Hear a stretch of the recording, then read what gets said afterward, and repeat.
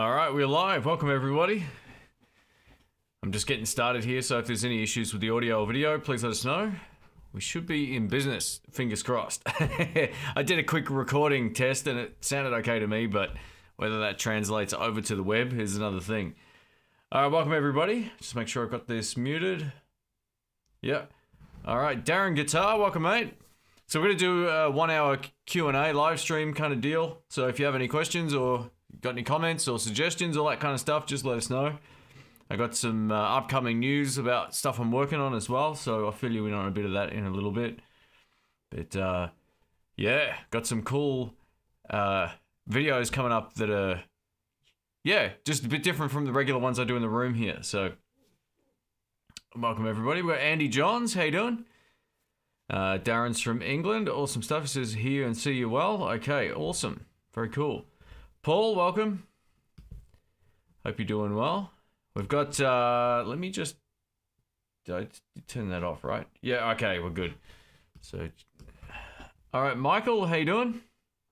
So I'll fill you in on a little bit about what's coming up. I got a Guitar Search Saturday from the opposite end of the country coming up that Dr. Rick filmed, and it came up great. So that'll be making a first for the year, I think, possibly first new episode of the year. I think it is. Maybe longer than that, actually. So yeah, that'll be fun. I got that coming up. I've got a trio Keys to the Guitar Shop video I shot last night with the guys, or night before actually, which was pretty fun too. So Dave K, if you're watching this, mate, I hope you're doing well. Dave K was unable to be a part of the last Keys to the Guitar Shop, but yeah, he had some health stuff come up, so just wanted to wish him well. We've got Chaycasters from Montana, welcome. Did I buy the Sonzera amp? I played one at the shop a while ago, it was loud. It was great. No, I didn't buy it. Brian ended up buying one. So, yeah, it's not uncommon for all of us to buy the same amp if Brian gets it. But no, is the short answer. I've got a very similar amp to that, which has been the Blues Deluxe. You know, it's a 40-watt amp, but it's still a very similar setup and kind of a similar sound too, to some extent. So that's my 6L6 amp of choice. But it was fantastic. I'm glad Brian went back and bought it. It's really cool. I got Graham from sunny Scotland. Oh, okay. Does the sun come out there, does it? I always thought that was always cold. Welcome, mate. I say that, and it's been hailing all day. Oh, most of today anyway. So we got Greenfly 12. How you doing? Dennis from extra rainy, extra windy Chicago, the Windy City. You ever seen that movie, what's it called? Windy City Heat? Is that what it's called? Something like that? It's like a Bobcat Goldthwait movie about this dude who doesn't know he's being pranked and he thinks he's in a movie set in Chicago. It's pretty funny. Guitar Search Saturday would be great. I miss going into music stores. Yeah, you know, things are back to pretty much normal here now, so after most of last year of doing nothing, yeah, we can kind of get out and about and go places and, well, not outside of Australia, unfortunately, yet, but yeah, at least we can kind of roam around local, you know, within our country again. So I might work on getting some interstate ones sorted out at some point, Guitar Search Saturdays, but it's been a while since I've done one, and the next series I actually want to do will be a little bit different in the editing department. But yeah, I'll keep them consistent for now, and then when I get a chance to do the big series coming up, I'm going to try something a little bit different with them. So we'll see how we go. Hey John, how are you, man? I've just started actually, so we've just gone live here. Greetings from sweltering Bakersfield. Very cool. All right. If anyone has any questions, feel free to let us know, whether it be gear or whatever. So I've got a couple of cool pedals on the way. It's been a while. This one here, I noticed that Brett Kingman did a video on this today, so his video's already up, but I'm looking forward to checking this out. It's got more buttons than a... I don't know. It's got a lot of buttons. It's got a lot of dials, so it's cool. All analog, so this should be fun. I had a quick play on it, but I haven't really like dialed it in yet. But yeah, it's called the Tone of the Gods, made in New Zealand, so that should be a bit of fun. All right. Can I ask what streaming software you're using? I'm using an Open Broadcaster software. Ecamm's probably the easiest one to get going and the most functional. But OBS just works with my switcher. If you've got a cam link, then you probably are using Ecamm, possibly. I could be. I mean, if you're using Ecamm, you could be using a cam link. That's usually how that works.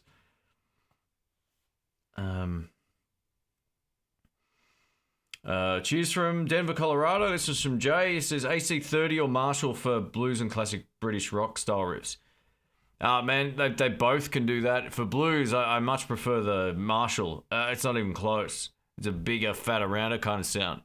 The Vox is great for that classic sort of rock and roll tone, but to get the most out of a Vox, you really need to run a tube screamer because you don't have mids in those amps, right? They're really scooped in the mid frequencies, so they don't stick out of the mix very well. But they have a particular chime that works great with a lot of guitars and great for country music too. But yeah, I always suggest if you're playing a Vox, get a tube screamer or any kind of clone pedal like that to give you what you're missing back. It really helps for those lead tones, the Brian May thing, right? So, yeah. I love the video yesterday. Don't take what I said wrongly. My 2-year-old fell asleep, which is a compliment to you guys being super musical. Oh, I didn't. That was fine. I laughed when I read that. It was great. I think my reply was tongue in cheek as well, so don't worry about it. I said that's what all of our videos do to people. They just put them to sleep. No, I was only stirring you back, mate. It's all good. More knobs than Parliament. Yeah, absolutely. Cases are back on the rise here in NJ. Doesn't look like I'll be going to any shows anytime soon. Last I saw was Kingfish Ingram. Okay, February 2020. Yeah, I haven't seen him live. I mean, I've only seen clips of him, obviously, on the internet. But yeah, very cool. Yeah, I'm not really going to any live shows, like in terms of gigs. I'm not really going to see music. I've played live a few times, but yeah, I don't know, man. I kind of lost the vibe for live music in that sort of way. I think a lot of people may have. I thought it might have come back with a vengeance, but now that all the places are open again, but I don't know. I don't really. Maybe it's just me. Maybe I'm just not going to see as much live music as I used to. But a lot of my friends who gigged aren't really playing it either anymore. So there's just not. Like, I'm not gigging anymore either. Since the lockdown, I haven't done a gig. I've jammed, but I haven't done a gig. And I'm sort of not really that interested in it now for booking sake and, you know, trying to get people to a venue. It's not really the same at the moment. So who knows? It might pick up again, but to be honest, I'm enjoying the freedom of just not having to sort of chase that sort of stuff and book it. I much prefer just jamming with Rick and the guys. It's just easier and it's fun. We don't care if there's no crowd, we just play. So that's the good thing about the blues jams. You know, you go to the blues jams or open mic nights or whatever it is in your part of the world, and you don't have to do anything. You just turn up, play, and go home. There's none of that running around that, you know, and promotion and all that kind of stuff. I'm just more into it now just to play. And if a gig comes up, I'll take it, right? But I'm not overly interested in carting a PA system around and all that kind of stuff anymore. I know we've stolen a bunch of Kiwi bands, but did you just basically adopt New Zealand as a whole? Yeah, I don't know if we can travel to New Zealand or not. Maybe I'm out of the loop with that. I didn't think we could, but possibly. You might be right. Yeah, Nick says, thoughts on Cranbourne music changing to Colemans music? I think it's a great idea. I think there's nothing more confusing than having a name of a shop called Cranbourne Music when it's not in Cranbourne. So it was a really smart move, and it's easy to remember because it starts with the same letter. So good on him. I actually sent him a message on Instagram saying great stuff. Dennis says, I got a Jimmy Page Dragon Telecaster on order since Christmas. Oh, wow. Yeah, I know. I haven't played one of those, mate, so I don't know what they're like, but how many months is that? That's 4 months. Man, that's brutal. You know, I waited a long time for my Strat. I waited like 8 months for mine, so Yeah, it can be pretty slow. Aaron, how are you, man? Have I played a Mark 535? No. The boogies you're talking about, right? Let me just have a look and make sure I'm on the right page here. Yeah, I don't think I've played this one before, mate. I actually, I've seen them, but I haven't played one of them before. A mate of mine's got an older one of these, I think. It's a different model though, but it looks really similar. It's got that the EQ thing like that as well, but it's not the same. So no is the easy answer. I actually don't mind boogie amps. There's a few that I like. I like the Studio 22s. One of my favorite amps of all time is the California Tweed. So if you can get your fingers on one of those or hands on one of those or whatever, then give them a go. What do I think about the Boss Next Tone Special? I'm not overly interested in it, to be honest. I don't think it's a bad amp. It just isn't for me. I won't be. I might borrow it and do a video on it, but I haven't watched. I think I watched one video on it. It might have been Dave Simpson's one, and that was it. That was enough. I think they're pretty solid amps. The problem with them is, and this is the problem I had with the original Next Tone, that they're expensive, right? And so are the artist. What are they called? The artist 60s or whatever. The Blues Cubes. I think they sound great, but they're expensive. So you kind of get into Valve tube amp territory. So yeah, you kind of got to weigh that up. But overall, I think they're probably pretty solid amps. But yeah, I haven't played one of the new ones yet. I haven't seen them anywhere either. So that's the other thing. Good morning from Detroit. Do I use a fuzz for lead tones? I don't use fuzz at all. I'm not a fan. I don't mind playing them from time to time on a recording or on a video or something, but it's not a sound I ever use, right? I don't even use distortion pedals. I always use generally 2 overdrives. I'm yet to find a distortion that cuts the mix as good as, or better than 2 overdrives stacked together. But that's just for me. Everyone's different. But fuzz isn't a sound I ever use for my stuff. I've tried a couple here and there over the years, and I've always ended up just ditching it because I don't listen to anything that has a fuzz tone where I go, wow, that's the kind of sound I'm going for. Mark says, being a lefty, has there ever been a guitar you craved but unavailable in a lefty? Yeah, well, the one I waited like 15 years for was that Epiphone Casino, and that was maybe the biggest letdown of the year for me. That I was sure I was going to go down, buy it, and take it home, but it wasn't a very good guitar compared to a lot of the other Epiphones that are out at the moment, which is a bit of a shame. It just didn't sound as good. It didn't play very well. The neck was way too thin. There was a lot of buzzing in the bridge. It just had a lot of problems. The neck pickups didn't sound very good. It's just unplayable at any sort of volume. So that was the one that I always wanted. So I kind of feel cleansed now. It's like, I don't know what else I really need. I've actually been sort of getting rid of some stuff recently, so yeah. But as of right now, there's not really a lefty that I'm like dying to own. The Casino was supposed to be that guitar. Maybe I overhyped it in my head too. I waited a long time for it, and it just didn't live up to the hype, unfortunately.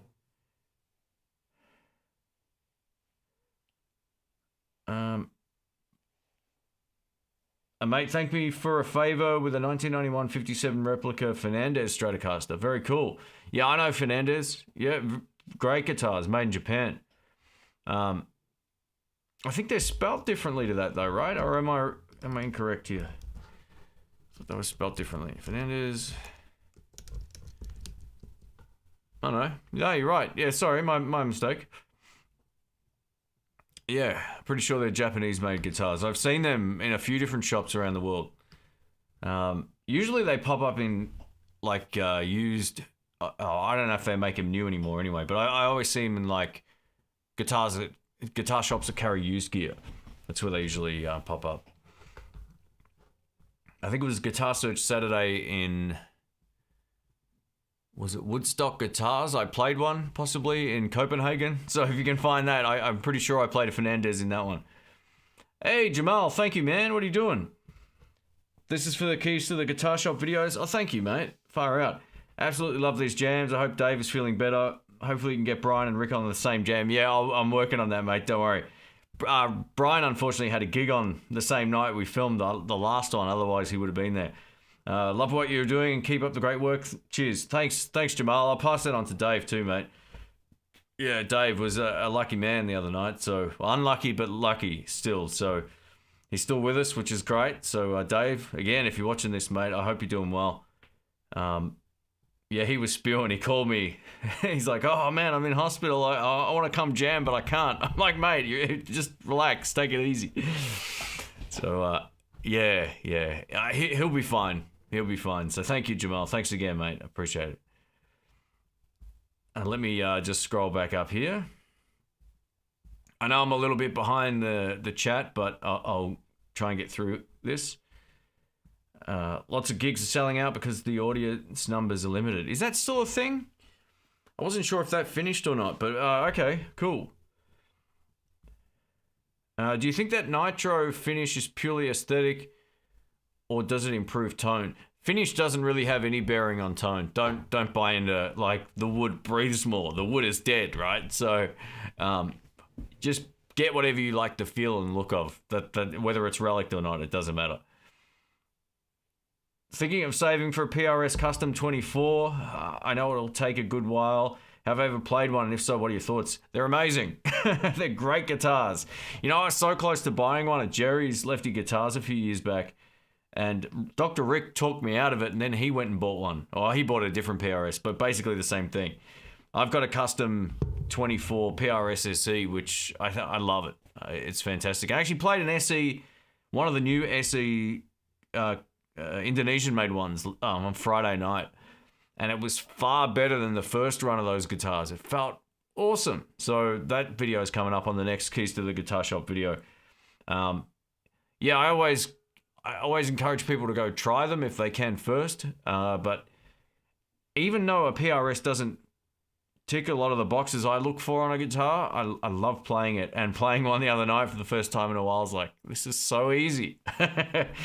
So yeah, I think they're a great guitar. I don't think you go too far wrong with one of them.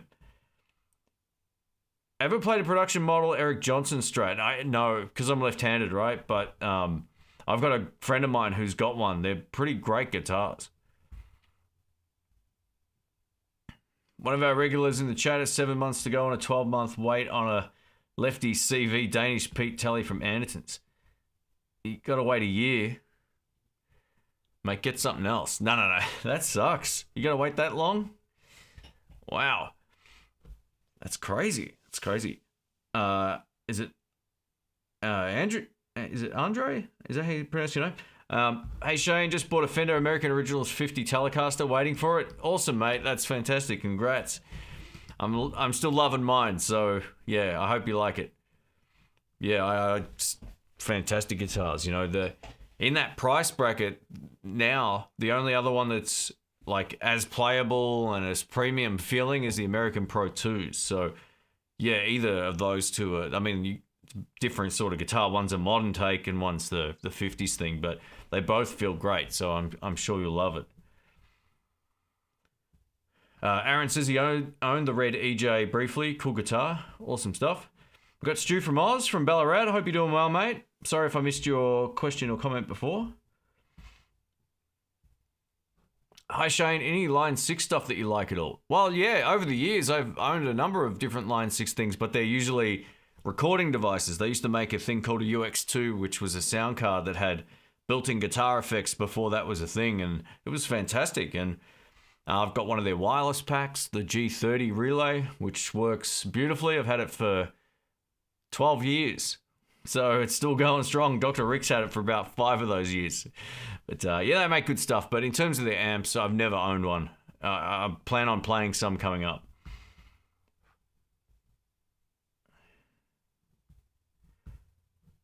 Let me go down here. Dr. 808, welcome, mate. He says, thank you for the super chat. Not able to be a Patreon supporter anymore, but love your content. Hey, thanks, man. No worries at all. Thank you for the support. there's no pressure for any of that stuff, and any support's appreciated. So thank you. They even just click a like on the videos or watching them is support enough. So thank you, mate. I appreciate it. It all this stuff goes back into the channel. As you can hopefully tell over the years, there's always something changing or getting better, audio quality wise, live streaming quality wise, or whatever. So thank you. Thanks again, guys. Jamal as well. Thank you. Have I been to Woodstock in Copenhagen? I have. Yeah, it's fantastic. Great shop. One of the best stores, actually, I've been to, I think. It had a lot of vibe. Which do I prefer, the Harley Benton 35 LH BK, or is I haven't played the Harley Benton. I think it is slightly different. They're not the same guitar. I think they might be made in pretty much the same factory or something like that, but they're not identical to each other. But I haven't played a 335 of the Harley Benton personally. I've seen them; they look good, but I haven't actually played one because there was no lefty. But the artist one is awesome. Like, that was better than the Epiphone. Junk Food Zombie, welcome. How you doing? Jennifer's here. She says, the Blues King 12 Supro reminds me of a lower power tweed basement. Very cool. Hey, Poo Ninja, welcome, mate. Keys to the guitar shop are great. Thank you, mate.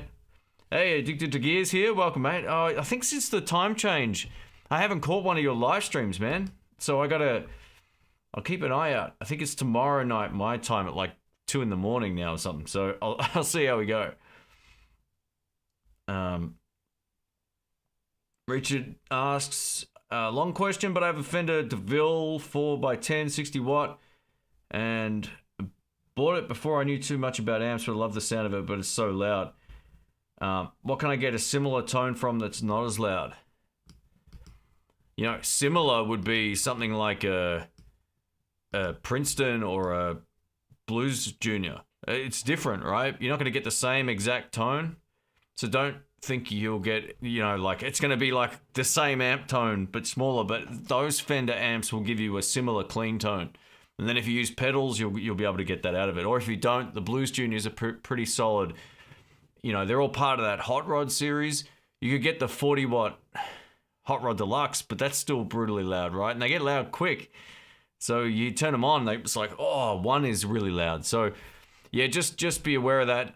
You can buy this thing called a power attenuator. They're like it's a master volume box for those amps. It goes in the effects loop. It's like this one potentiometer in a little matchbox, basically, and that will help drop the outputs, preamps, the output valves, I should say. Sorry, that could be an option too. But yeah, look, Blues Junior or something like that would be the closest thing to that tone. You could even go smaller and get like a Pro Junior, but you're not going to get the same sort of like width of sound.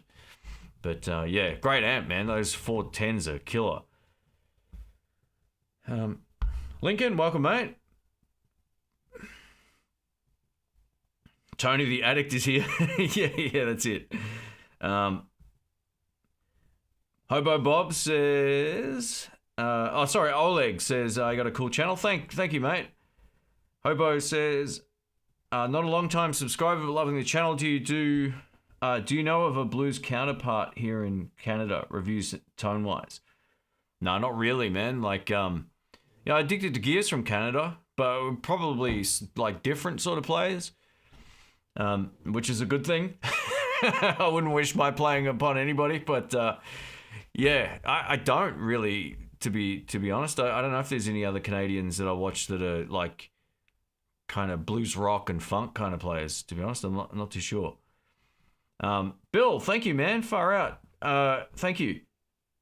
In the guitar shop videos, you guys sound great. It looks like you were having a blast. Such a pleasure to watch. Thank you, Matt. I'm loving it. After not being able to catch up with friends and all that last year, and it's been fun just being able to play and focus more on that. Like, I actually practiced most of this week, and my playing's finally back to somewhere where it sounds respectable for my standards. I'm not saying it's good, but it's better than it's been. So, yeah, I think sometimes when you make videos about guitar products, you lose track of practice a bit. So I've actually been sitting down and, I've got something to work towards. Even though it's not a gig, it's still a gig in a way, because you're playing and you're recording it and then people are going to see it. So it's sort of the same.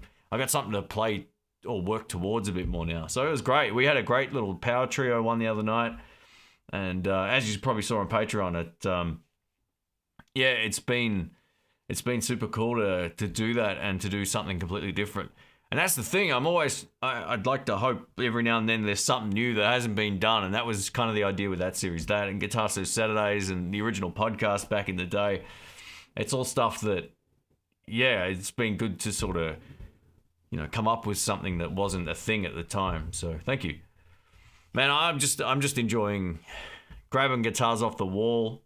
Sky Music don't care what we film. Even last Friday night, we didn't even use some of their stuff in some of the videos. I used one of Rick's amps. I used my guitar. He used one of his guitars or amps or something. They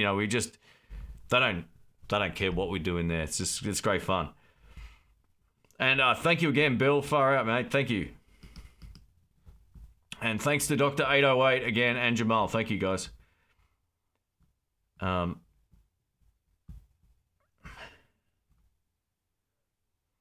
Michael says, I've seen 2 of your album on the Tone Shop. Any chance of having them signed if I order them? So they're digital downloads, right? So I can get you some out, but I'll need to organize that because the shipping will be... It depends where they're going. So shoot me an email, mate. That's the easiest. intheblues@outlook.com, and I'll work out logistically how to get them out to you. I'm happy to do that. Daniel asks, hi guys, I have a question about an amp Blackstar HT5 on 0.5 watts. Would it be too loud to play in a flat? That'll be about right. 0.5 watts or 0.1 watts is about as loud as you'll need to be.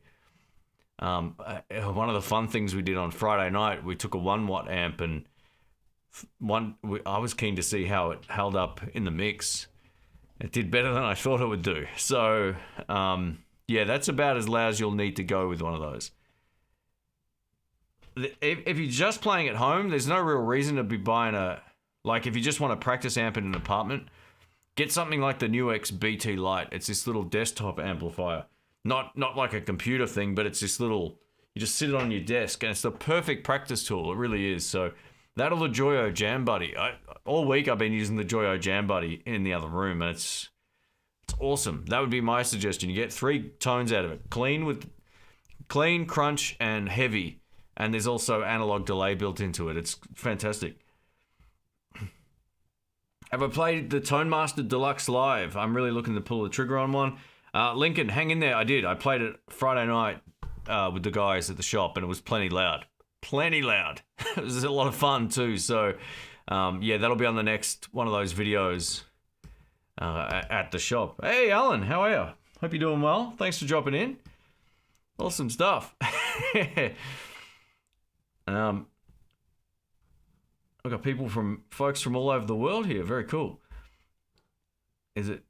I'm not sure how to pronounce your name. It says, hi Shane, I watched many of your Donna and Epiphone videos. Have you had a chance to play the Epiphone Prophecy series? No. Funnily enough, I don't think I've seen them anywhere here yet. So we're a little bit behind in terms of the shops I've been to, I haven't seen them. The newest ones I've seen are like the Epiphone 50s and 60s and 59. I haven't seen that whole series anywhere yet. So if I get a chance to check them out, I will for sure.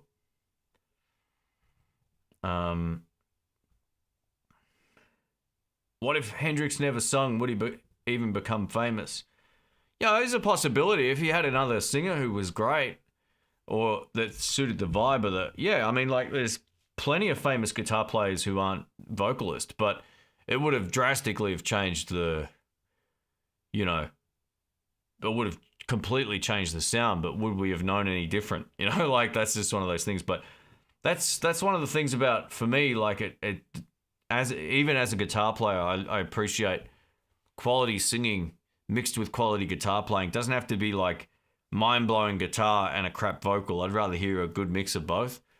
Over the course of a night.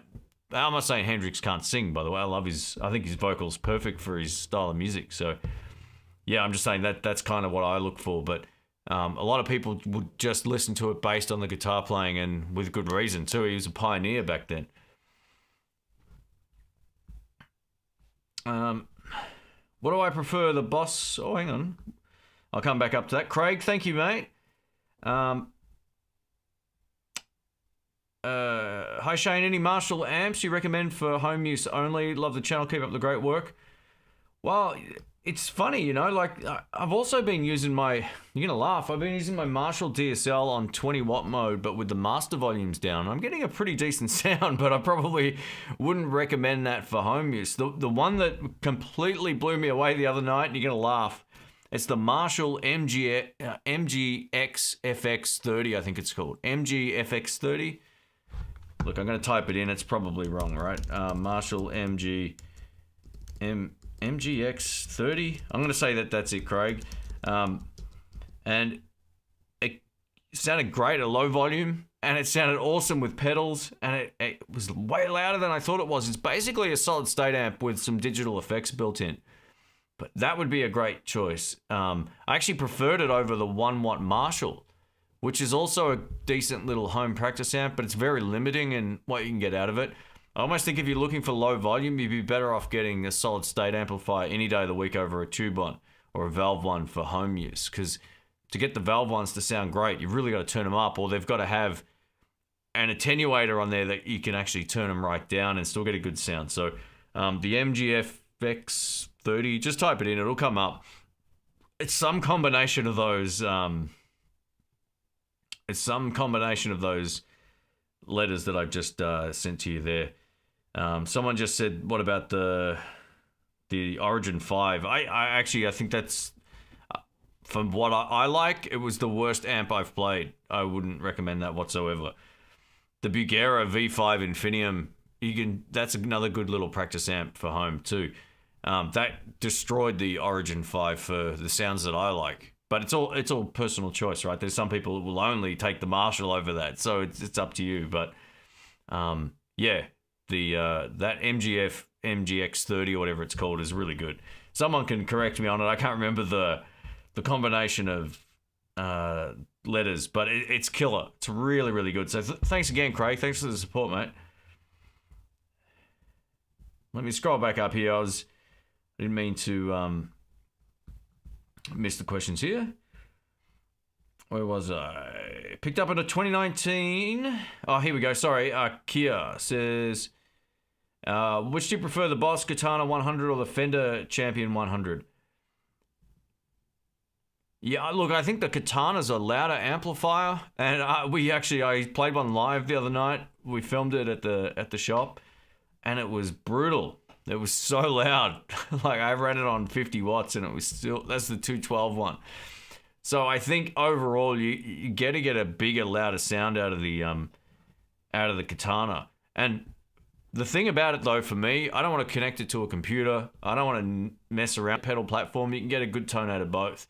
I think you'll probably save a few bucks going for the Fender Champion, but I don't think Fender used the same kind of quality.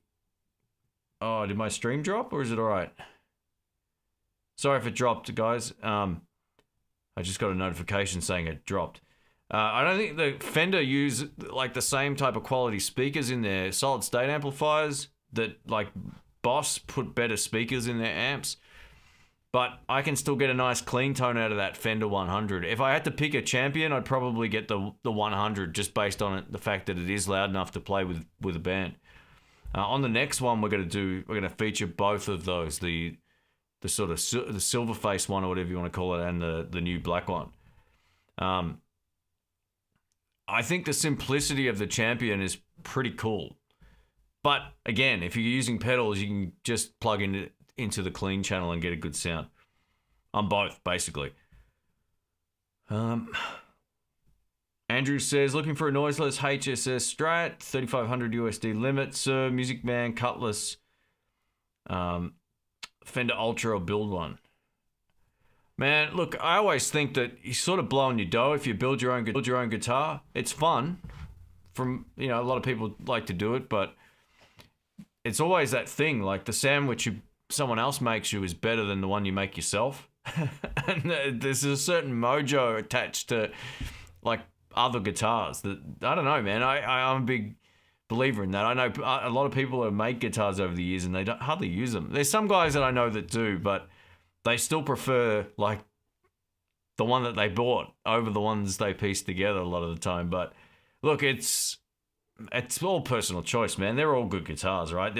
The only downside to the Music Man guitars is like if you don't like it, you've blown your money. I think they're beautiful, so don't take that the wrong way. I think they're one of the best guitars I've heard.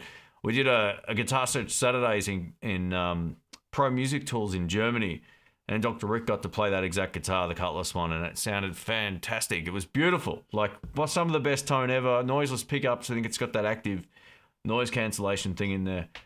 And, yeah, great guitar. And Surs are nice too, right? But again, depending on where you live and all that kind of stuff, if you're not digging it, you've kind of blown your dough on a lot of those other brands. So just keep that in mind. I really like the Sur guitars as well. They're really cool. So yeah, you got some decisions to make.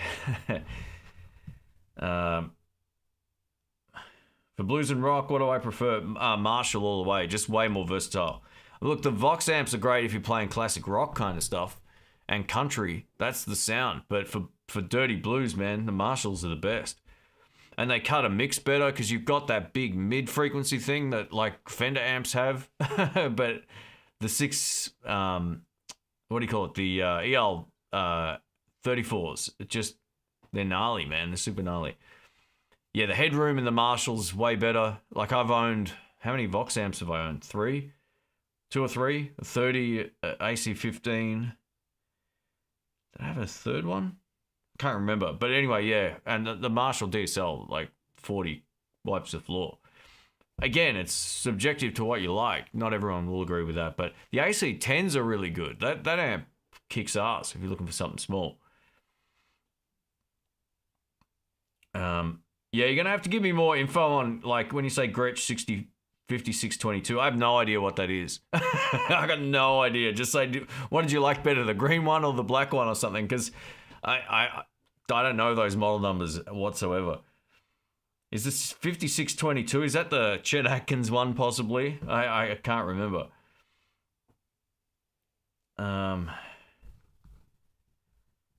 Lobo Zone, thank you, mate. This is a great channel, thank you. Any thoughts on the Fender 57 Bandmaster reissue? It's loud. It is loud as... It is brutal, but it's great. Or Clark Tiger for... I don't know what that is, man. Yeah, look, if this Clark... I have never heard of it. If Clark Tiger is an amplifier that's a clone of a Fender, and it's hand-wired and it costs twice as much, I'd be buying the Fender. That's just me. I wouldn't... yeah, I don't know anything about it, so that would be my...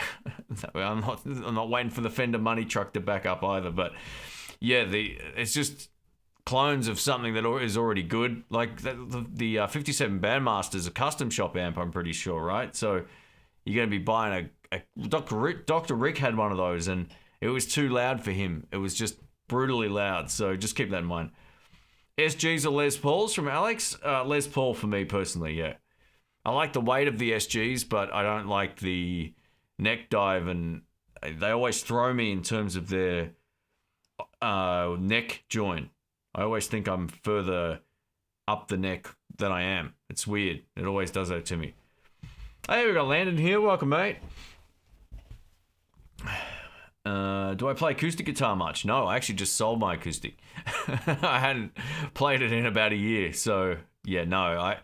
I like acoustic guitar and I can appreciate it, but I'm not much of like a singer-songwriter kind of guy. I think that's sort of like acoustic guitar's appeal, is that guy who can sit down and sing all the songs everyone knows. And I don't know, I just don't really get into it. I much prefer electric guitar.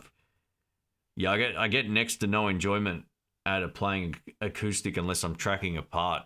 It's a great texture instrument for me, but yeah, I can't play it emotively like I'd like to hope I can sometimes do on an electric guitar. Ah, Addicted to Gear will be streaming in an hour. Okay, cool. Oh, we'll all go over to his channel. Buffalo Soldier says, I'm a left-handed guitarist from Russia. I have a lefty Dan Electro 59 NOS. What do you think about this guitar? The 59 is good from memory. Let me just take a look. I just need to double check because there's so many. Yeah, they're cool. So most of their single coil or lipstick, I should say, pickup guitars, traditional lipstick ones are pretty good. The only downside, like I actually was sent one of those for review, the NOS one, the Silver Sparkle. I think I had two complaints about it. One, I couldn't play high up the neck because of its configuration. The back of the neck was hard to get past a certain point. Like it wasn't very ergonomic, I guess I'm trying to say. So you're kind of stuck around the 13th fret. Now, if that doesn't bother you, then it's going to be great. I actually really enjoyed playing slide on it. So yeah, it kind of comes down to how you're playing it. If you're a rhythm guitarist mostly, I think you'll love it. For a rip melting your face kind of blues guitar, solo guitar, it's not the right guitar for that at all. I think the only other complaint I had about it was I think it's got stacked pots, right? Like, so there's a outer ring and then a top ring, like a top hat. So one's volume and one's tone. I found that clunky when I was trying to play live, like to get the right thing. So yeah, otherwise though, it was definitely nice. I know that's criticizing it, but generally it's a nice guitar for someone who's more of a rhythm player and basic lead stuff. It'll be okay, but it's not like I wouldn't put it in the same sort of playability as like a PRS SE or a Fender Player Series or anything like that. Jeff, welcome, mate. We got Gibson Harley fan from South Carolina. How you doing? Hey, Basement Pedal Demos. How are you, mate? Amar says he bought an ESP LTD SN200 for half the price on the JB Hi-Fi website. Yeah, I heard they're blowing all their instruments out because they won't be doing them anymore coming up. Do I still play my CST-24? I don't. No, I sold it like a year ago because I had the PRS SE Custom 24. So I ended up, there's no point in having basically two of the exact same guitar. So yeah, the PRS was the one I was invested in. I kept it. And the other one, I can't remember who I sold it to, but it's a great guitar. Yeah, I can't keep all of the stuff that I get sent, because I cover most of my costs by moving things on. So, yeah, I don't want the cupboard full of instruments I'm not playing. It's been good to go through and sell some amps. These are the only 3 amps I have now. Fender, Marshall, Artist. That's it. The rest are gone.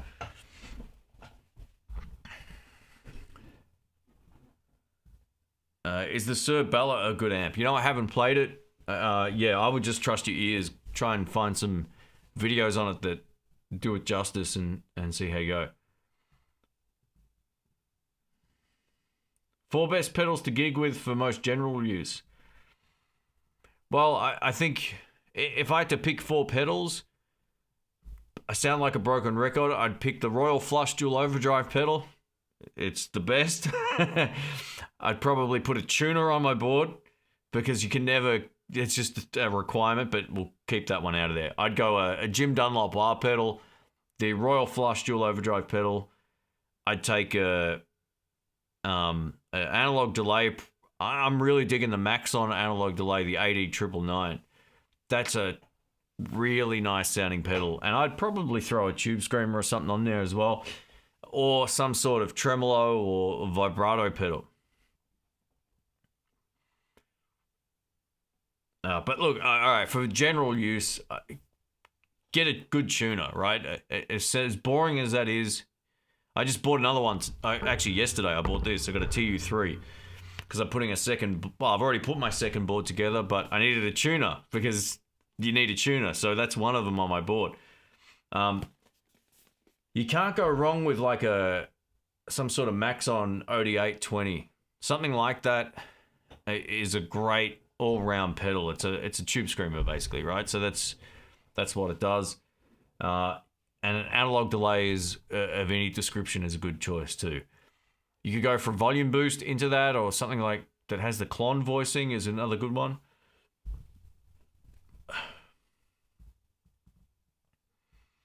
I'm not sure how to say your name, mate, but hello, Shane. Just wanted to say hi. I can't watch the live at the moment because I'm watching the soccer game, but I will later. No problems at all. I'll try and timestamp the questions in as well.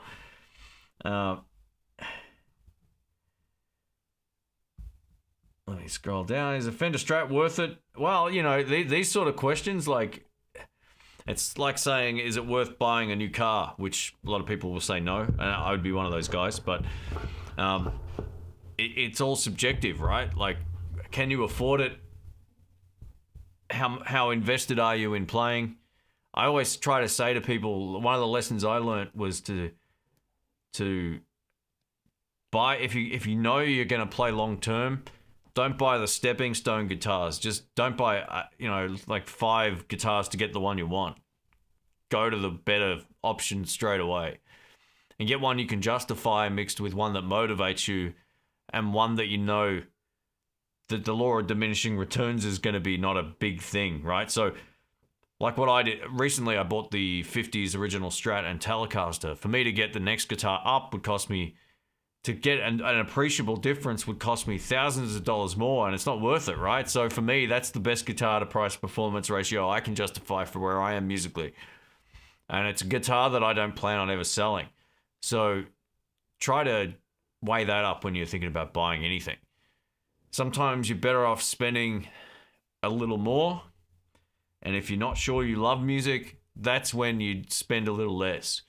But if you've been playing a while and you know you're not going to quit, get a good guitar. You're better off having one good guitar or one or two over, 5 other guitars you're not really into. They'll just sit around. You can only play one at a time, right? So,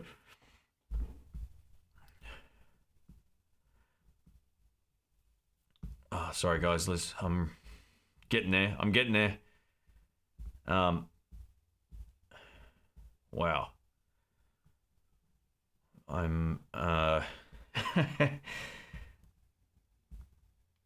Where'd the chat go? Sorry guys, it's kind of getting late. What time is it? It's 11:30.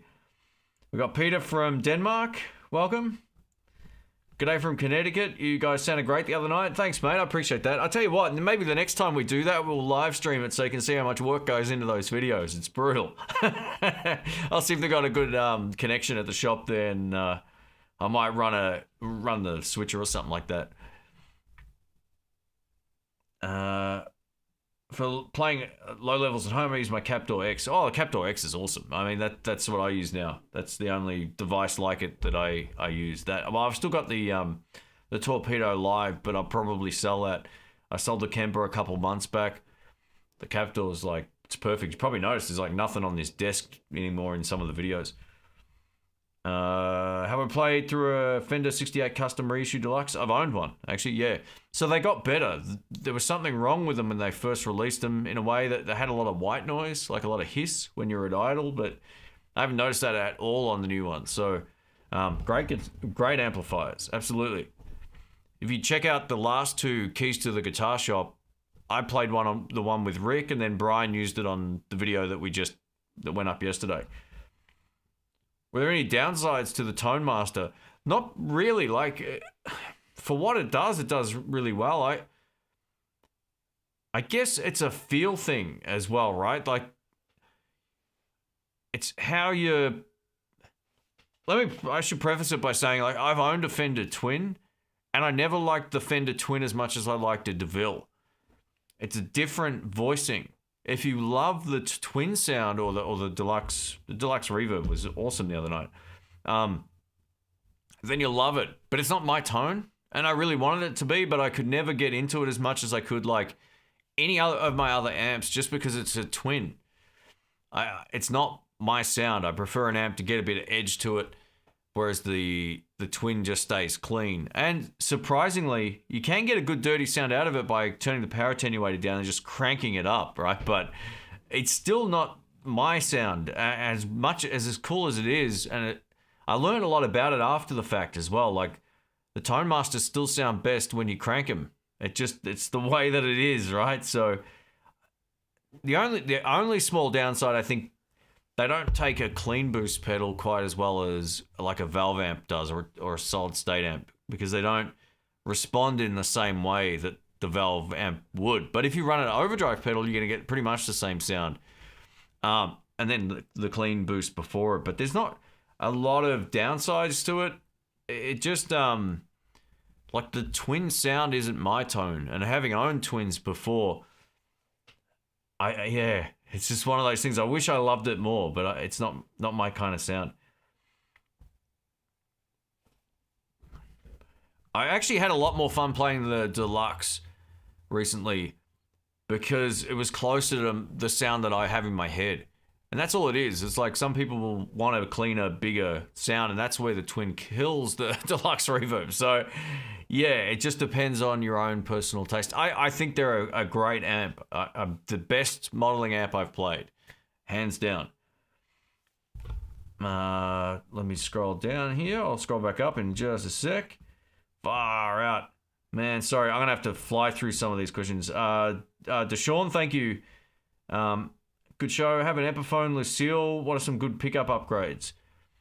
Man, you can get so many good humbuckers, you know. If you can, just buy Gibson burst buckers for it. That's what I would put in it, and I think you'll love them. It'll be a huge upgrade over the Epiphone pickups. The Lucille has a particular kind of sound to it as well. You probably want a bit more tops and a bit more snap. I would go burst buckers. Just get Gibson burst buckers. If you don't, there's plenty of other companies that make like PAF style pickups. That would be my suggestion. Shane has lost the chat. First time streaming without a Pepsi Max. Yeah, I know. I've only got 1.25 litre bottles, and I felt like that was a little too much to be showcasing on the live stream.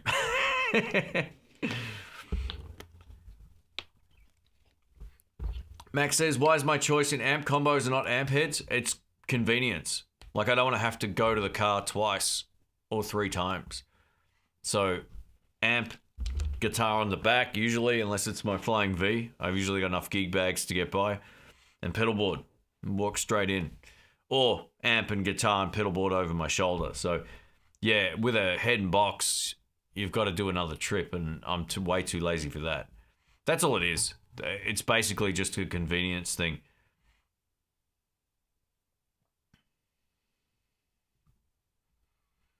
Do I ever get tired of telling people to buy a tuner, delay, or tube screamer? No, well, you know what? It is what it is. You get a lot of the same questions come up, but I don't often say tuner, but I really feel like that's something that I learnt the hard way recently. I didn't bring a tuner, or I didn't have one on my board, and my clip-on one sucked. And I was like, the only thing missing off this board is a good tuner. So I got the TU3 just the other day. So yeah, I haven't even opened this up properly yet. It looks pretty much the same as the TU2, but this is going to go on my other board. I mean, look, the thing about tube screamers, they're iconic for a reason, right? They work. They sound great in the mix, and they give you a good tone. So it's one of those things. They've been around for so long for that particular, for that reason. When am I going to review the Mustang Mini amp? I don't know. I can, I suppose. Get one of them anytime. Oh, those. Is that the little amp? Fender actually sent me a message about that. I declined. Sorry, I thought it was like an actual combo, but it's yeah, no, I'm not going to do that, mate. I already said no to Fender for that. I thanked them, but yeah, I'm just a bit over gadgets. I'd rather it's just something simple. And those kind of videos too, man, I just don't really want to make those kind of videos. But we'll see. Maybe I'll do one down the track.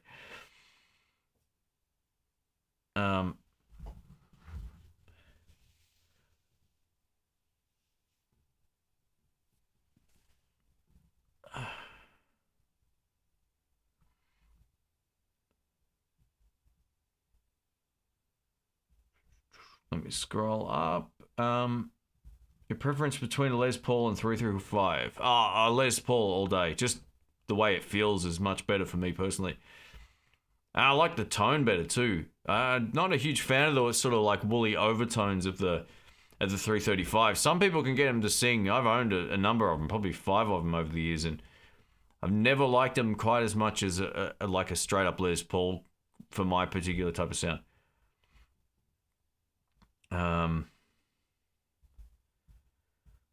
Let me scroll down. Sorry if I missed your question, guys. Just feel free to ask again. I might start from the bottom and go up a little bit here. Any suggestions on a dot, Epiphone dot pickup replacement? They're good pickups from what I've experienced over the years, but you're saying they're very dark, lacking a bit of chime. Again, I think burst buckers are arguably the best pickup upgrade. There's no real reason to get a lot of like really, really expensive copies of Gibson pickups. Just get a set of either PAF pickups or burst buckers. I'm a big fan. That's what I got in my Flying V. And they're the best humbuckers straight off the shelf I've had a chance to use. So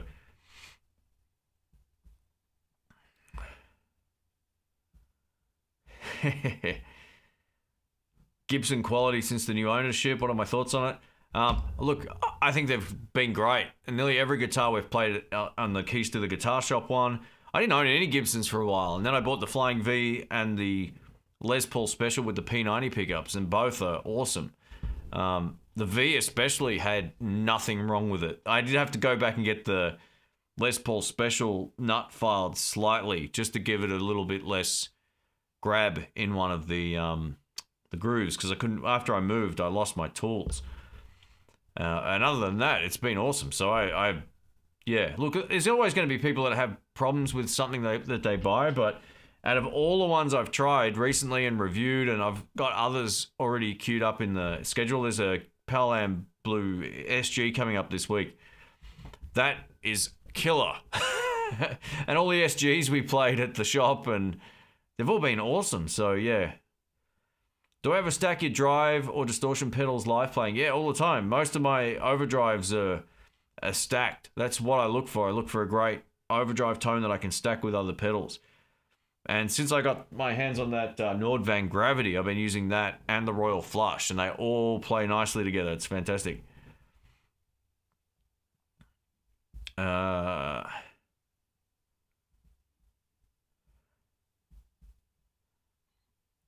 I'm a left-handed guitar player and I use the Marshall Code 50 amp. What is your take on this amp other than electronic amps and the settings? You know, I don't know if I've tried the Marshall Code 50. I have reviewed, like, I think the smaller one. It might have been a 20 or something like that. We're actually going to try and use one the other night, but we ran out of time. So hang in there. I'll see if I can do a live clip with them coming up on a future video. But yeah, I always say with those digital amps, if you buy a Fender, you're buying it for the Fender clean tones and all those amp models. You're not really buying a Fender Mustang for the Marshall tones. And the same goes for the Marshall. It sounds better with the Marshall sounds than it will with trying to sound like a Fender, right? So, look, they're a good fun amp for someone learning or whatever, but you probably, if you're going to be taking it out and playing live, you won't be getting into, you know, menu diving in a live situation. It's just not practical. And that's my problem with a lot of those amps. They're awesome for playing at home, and you can jam along with music, and you can learn stuff and play through them, and you'll get a fine sound out of them. But try not to spend too much time like fiddling with the amp instead of just practicing. So yeah, that's why when I practice, I'm using a very simple rig. I'm either practicing dead clean, or I'm just playing into a little 1-channel or 2-channel practice amp. That's it.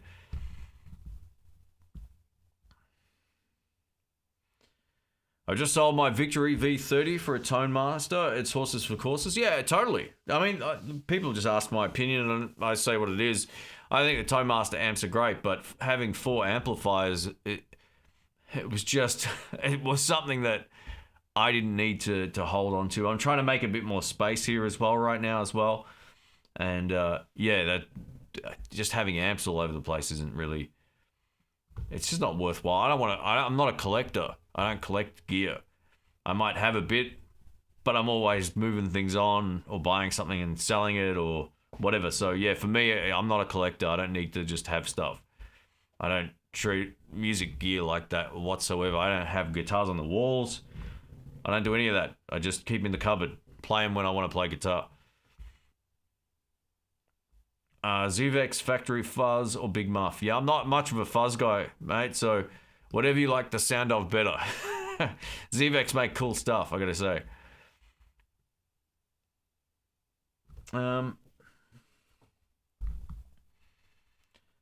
Attila says, "G'day Shane, really enjoyed the Sky Music review. It's a great job, thank you. Looking forward to seeing the next one. How long does it take to set up for those demos?" A long time. It's brutal. So I'll tell you, I'll give you the rundown on what that day looks like. I have to get everything that I need from my house that's already usually hooked up to other stuff. So I take 5 cameras with me. I bring 5 tripods. I bring 4 power supplies because I don't have a 5th one. That's one thing I'll probably do now, thanks to the super chat. So thank you. I bring another camera. Well, actually, one of those cameras is for all the still shots.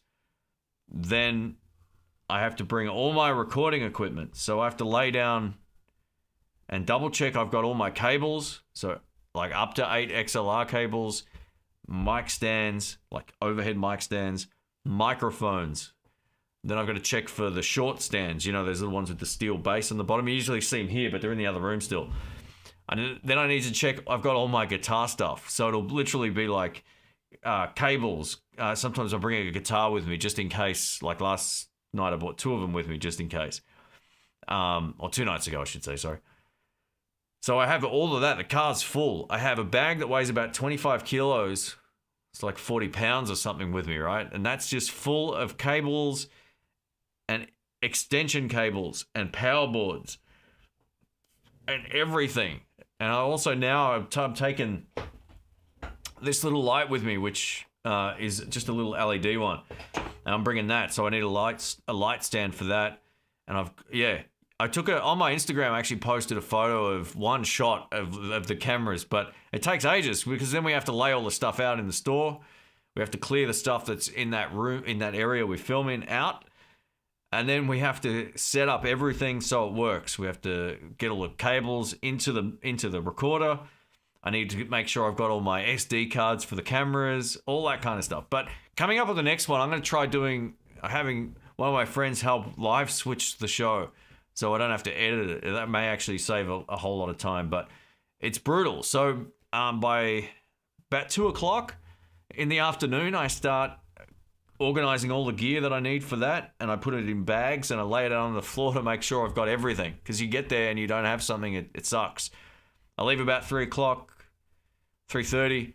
I get there about 4:30. I start setting up at 5. We're usually playing by 6. We leave by 10:30, 11 o'clock p.m. So we're there a lot. The last 45 minutes is to pack up. And then I get home and I put all the files on the computer. So 4K files, that it's like 2 hours of footage from 4 cameras. That goes all on the computer. And that's the transfer process. So that takes ages. After that, I have to then mix the audio from the recorder. So unlike my gear demos, it's one of the few things where I need to mix the audio, right? Because you've got drums and bass and it all has to be heard. So then I do that, and that's a whole other process. And then I have to do all the editing, and it's a long process. It takes me probably 20 hours just to do one episode, which is split into 2. And then the talking part, right? So that's on another day. Rick will come over again for this next one, and we'll do all the talking and watch it back, and then I have to edit that into the video and find something that works. So it's a big effort, but I feel like it's worth it because it's fun, and that's what I want to keep it. For me, I got to keep myself interested, and to do that, I have to do the things I enjoy more, and that's one of the things I enjoy more.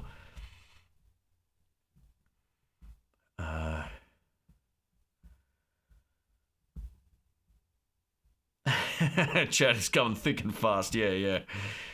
Hey, if you're enjoying the live stream, guys, please give it a thumbs up. I appreciate that. It really helps. We've got 74 likes, I think, right now. So if we get that to 100, that would be awesome. I don't know how many people are watching.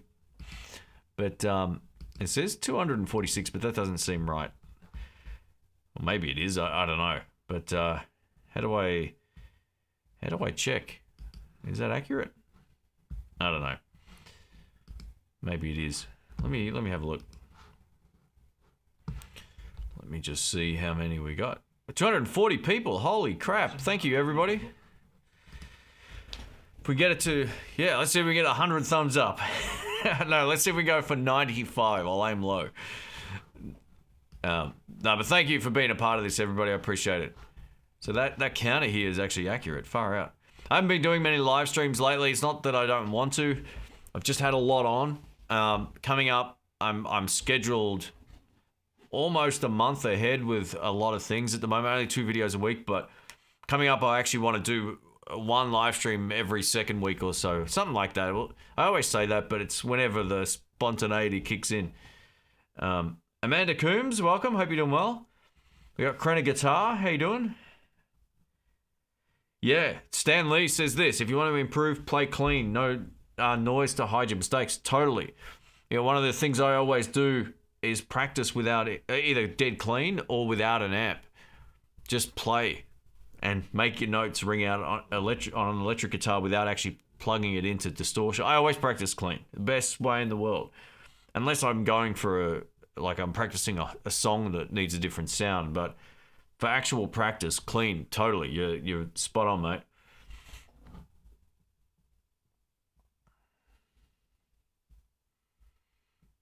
Hey, we got Dr. Rick's here. Welcome, mate. We're up at the pub. Got a killer set lined up. You know, lots of David Bowie songs. Mate, that's awesome. Dr. Rick is in the house. His username's rselp here. Very cool, mate. I stayed home. You got to be proud of me. I'm a desperado. We actually got those t-shirts. Drew, yeah, what a legend. Let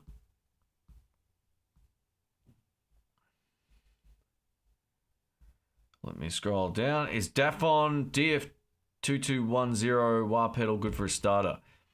Look, I would probably suggest. Look, it's okay. I think the weird thing about that pedal is it requires a different plug, like a power. It doesn't take like a usual 9-volt. Whatever the polarity is of it, I think it's like center negative or something. It's like a Boss power supply, basically. It doesn't take that. It's got a different connector. I'm pretty sure. I could be wrong, but just double check it. That maybe they've updated it over the last few years. I would say try and find a used Jim Dunlop wah pedal. It'll cost you nothing, and it'll last you for 20 years. Don't buy a cheap Vox one either. The cheap Vox ones suck your tone big time. I didn't know that until I gave mine to Rick, and then he's like, "Where's the high end gone?" I was like, "Oh yeah, well, happy birthday, mate."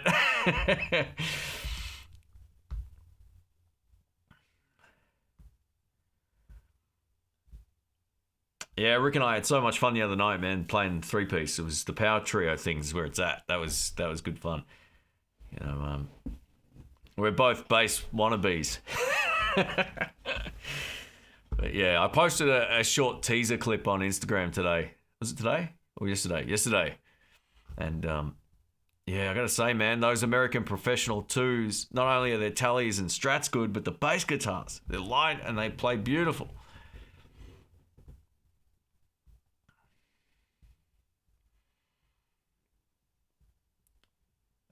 Bring back Will It Blues. Yeah, you know what? Maybe. Hang in there. I got a few ideas for that coming up. Thanks, Amanda. Cheers. Mate, I'm no star. I'm the official Melbourne Blues pleb. Hey, Stop No Names. Welcome, mate. Hope you're doing well. He was another one of the jam desperados who still went up tonight, even against being advised to do so. No, he didn't go. We were thinking about it, but didn't happen. Didn't happen tonight.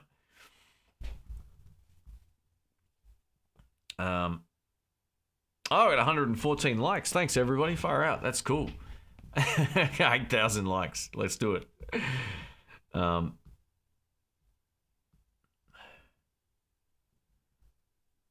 Junk Food Zombie says practicing clean is good because it exposes your mistakes, but practicing with gain is good because it makes you learn how to keep extra noise under control that you would normally hear with clean tone. Yeah, you're probably right. I think, look, if you want to learn how to play with precision, you've got to play cleaner. But if you want to learn how to make the guitar wail, you've got to play with distortion or overdrive or whatever, right? So there's a time for both. But just in terms of what I've always found works better, especially last week, I practiced playing clean a lot and it helped. It really helped. It forces you to go, oh, I'm hitting a lot of like notes that aren't good. Not so much like bad note choice, just like, you know, you hit a note and sometimes it just doesn't come out of the guitar. So practicing clean is a huge, huge thing.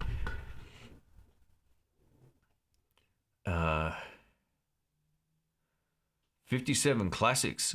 I don't know what, are you talking about cars? That sounds cool. I don't know what that is exactly, mate. Sorry, Nick.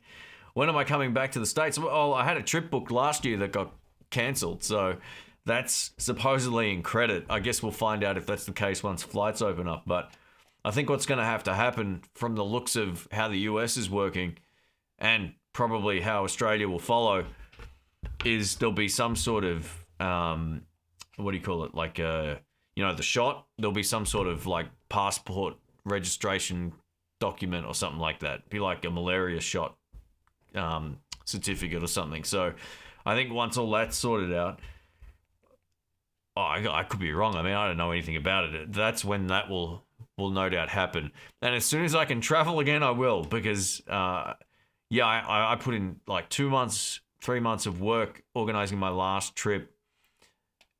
And it's a small problem to have, but it just didn't happen, right? So sort of sucks. Thank you, Rick. Proud of you, mate. Yeah, thanks. Granddaddy Jeff says, any insight why I keep buying pedals despite the fact that I mainly play clean?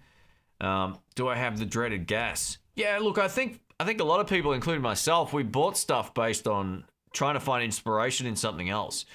And sometimes the trap can be buying something to keep you motivated because it forces you to go, oh, well, let's see what it can do and let's keep playing.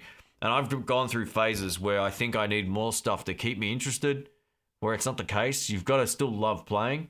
And there's also this path you've got to find your sound. And I'm being fortunate enough to, like, before I started doing this, I probably owned 20 amps. Probably more. Not all at once, but I was buying and selling a lot of stuff. Pedals and everything before I was making videos, and even a lot of stuff I owned I never filmed because YouTube wasn't a thing back then. So you've got to find your sound that way too. So my suggestion is, if you like something way more than something else, flip the old one. Less stuff, less distraction, the better. And Rick's also doing that too. I think he's in a position where he's kind of thinking about moving a few things on. It definitely feels good moving things that you don't use or that you don't need, getting it out of the house. You can always, sell it and buy something else. That's kind of how it goes. Not many Gibson Les Pauls in Melbourne. Rick must have purchased them all. Yeah, Rick's good at buying more than one of the same guitar. Just ask him. His Telecaster story is hilarious. I think he literally went back and bought a second guitar that was identical to the other one that he already purchased. That's crazy. What do I think about the Boss OD3? It's great. I bought mine back in the day, and it was one of the best. Like, back when I was buying, I'd go to second-hand shops and I'd buy whatever I could pedal-wise, and then I'd sell it. That was one of those pedals that sounded fantastic. The OD3 is one of the best overdrives, and it's maybe the most boring looking pedal in the world, but it's one of the best sounding. I much prefer it even over like a blues driver for what I like. It's a much more, it's just got a lot of attitude. I think there's like a hot rodded version of it possibly as well, but yeah, the one that I had was just like three controls, and it was yellow and it sounded fantastic. Hey, Deshaun, thank you, man. Far out.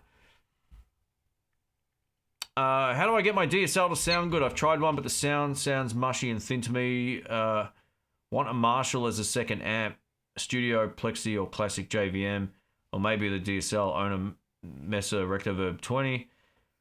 Think of groups Cream, Lush. All right, so the trick with a Marshall DSL to get it to sound good, it's got 2 master volumes. And thank you for the super chat, by the way. Thank you. Turn them all the way up. You got to get the amp loud, right? 20 watts or on 40 watts. Run the masters on 10, all the way, or 12, whatever it is. Turn them all the way up. That's my starting point. Now, when it comes to the channels in there, the clean channel's killer. Like, just turn it up. It should sound good. But there's also a few things about the stock speaker that wasn't for me, right? Like, the stock speaker, what was it called? The V-type Celestion speaker is good at loud volumes, but if you can't crank the amp, see what happens is when you turn a valve amp up loud or a tube amp, you lose a bit of high end a lot of the time. So you the speaker that's in there is great for classic rock and you get a lot of great sounds like that out of it. But for what I do, it wasn't the right speaker. It was still too bright. Even with the treble most of the way off, it was still too bright for my tone. So I ended up putting a Texas Heat speaker in mine. So it's got an Eminence Texas Heat, which has more low end and more mids, and it shaves that higher frequency ice pick off. But some people much prefer the stock speaker depending on what you play. So there's 2 other controls. There's a resonance and a presence control. I generally have the presence, well, it's by ear, but I'll generally have that down and the resonance up at about 11 or 12 o'clock, which is close to all the way up. And with the EQ, with the stock speaker, I'll have it pretty much at 9 o'clock, so most of the way off, right? The dial, just turn it all the way to the left. And I love the crunch channel. The crunch channel, I'll set one up with less gain, and I'll set the second one up with more gain, and I'm done.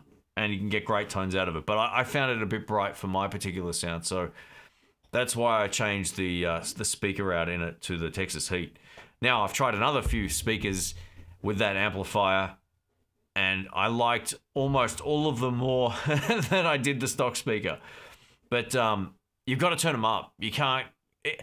And if you didn't play a CR, which is the newer one, and you played the C, or whatever the prior one was, the DSL 40, they've got crap speakers in them, man, and I totally agree. They're fizzy and not as nice sounding. They've got the 70-80 speakers in there, which are like... it's an amp. When an amp company puts a Celestion 7080 in an amp, most of the time they're not trying. It's okay, but I had a chance to play the original, or the one before this, the DSL 40 before the CR came out, and I was like, this amp isn't for me. And then I played that, and I went, this is awesome. So it's all about volume. Get the masters all the way up, and then start to run the channel and volume. Now, I run the gain and volume up at about 1 o'clock on both. So it's loud, but it's epic. And put your earplugs in. And thank you for the super chat. I hope that answered your question. I actually did a video about how I run it live. So if you type in the blues Marshall DSL 40 live or something like that, it should come up. Now, in terms of your other amps that you've asked about, the JVM, I've never owned one of them, so I'm not too sure.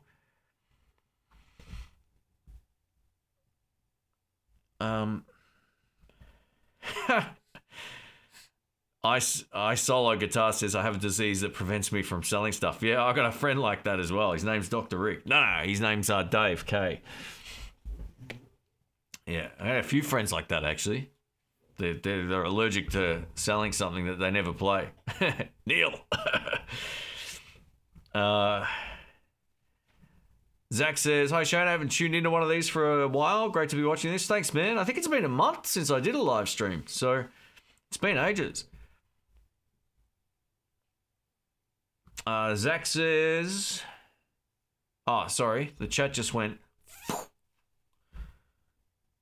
Rick says, when you guys see the video we shot at Sky Music Friday, check out the cool Fender P bass that Shane's playing. It's a killer bass. Cyberbullying him into buying it. Okay, thanks for that, mate. I appreciate it. Man, I tell you what, there's something about a bass guitar, a good bass guitar, that's a lot of fun to play. It really is good, and it's light too. It's got a lot of good things going for it. But I don't need a bass guitar. I already got another one. How much do I use my Marshall combo? Just depends. I go through phases where I want to use only the Marshall and a delay pedal, or maybe a wah, and then other times I want to use my pedals into my Fender or artist amp. The three that I've kept are the three most playable ones for getting my own sound, whether that's with or without pedals. And the artist one is like a good compromise between them both that can work without pedals, but also really well with. So, yeah, I just go through phases with it. I probably take the Marshall. Well, when we're, last year aside, I'd probably take it in one in every 3 or 4 times I go play live, because it's heavy, but sometimes it's too loud for where we're playing too. It just depends, but I got to get it back out. It's great.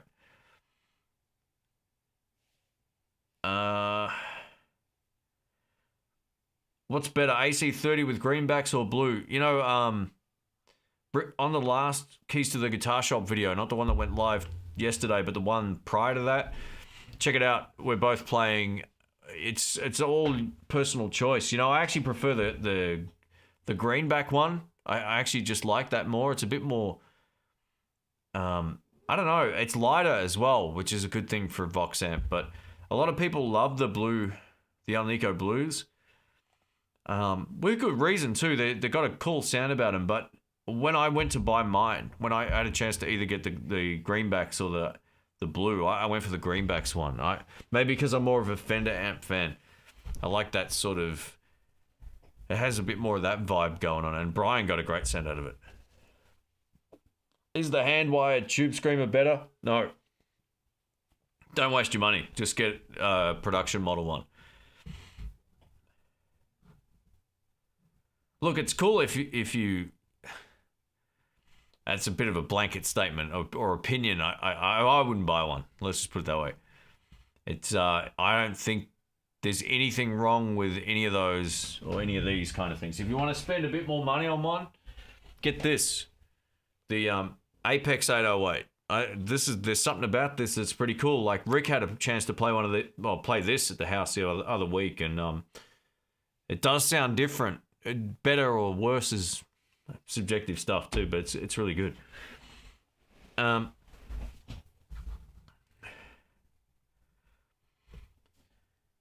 Hello Shane, are you a pickups man? I mean, when do you go for specific stuff for pickups choices?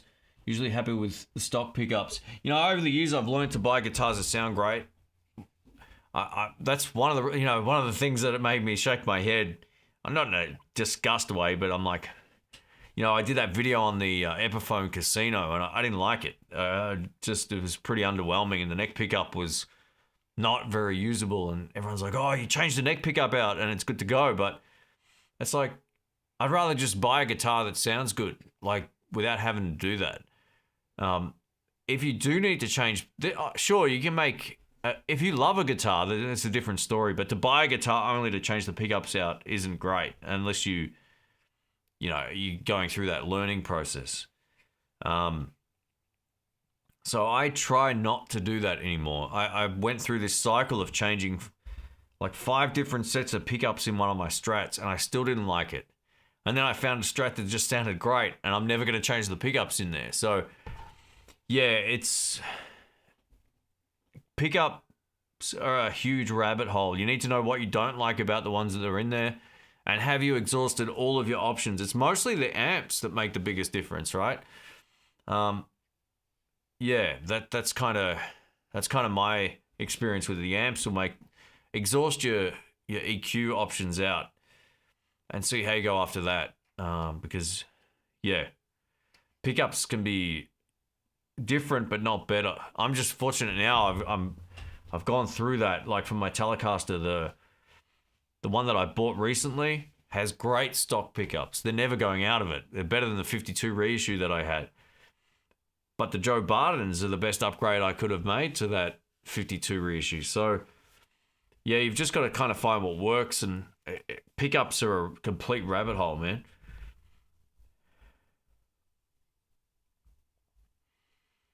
Do you think a bass DI box is sufficient for practice and recording?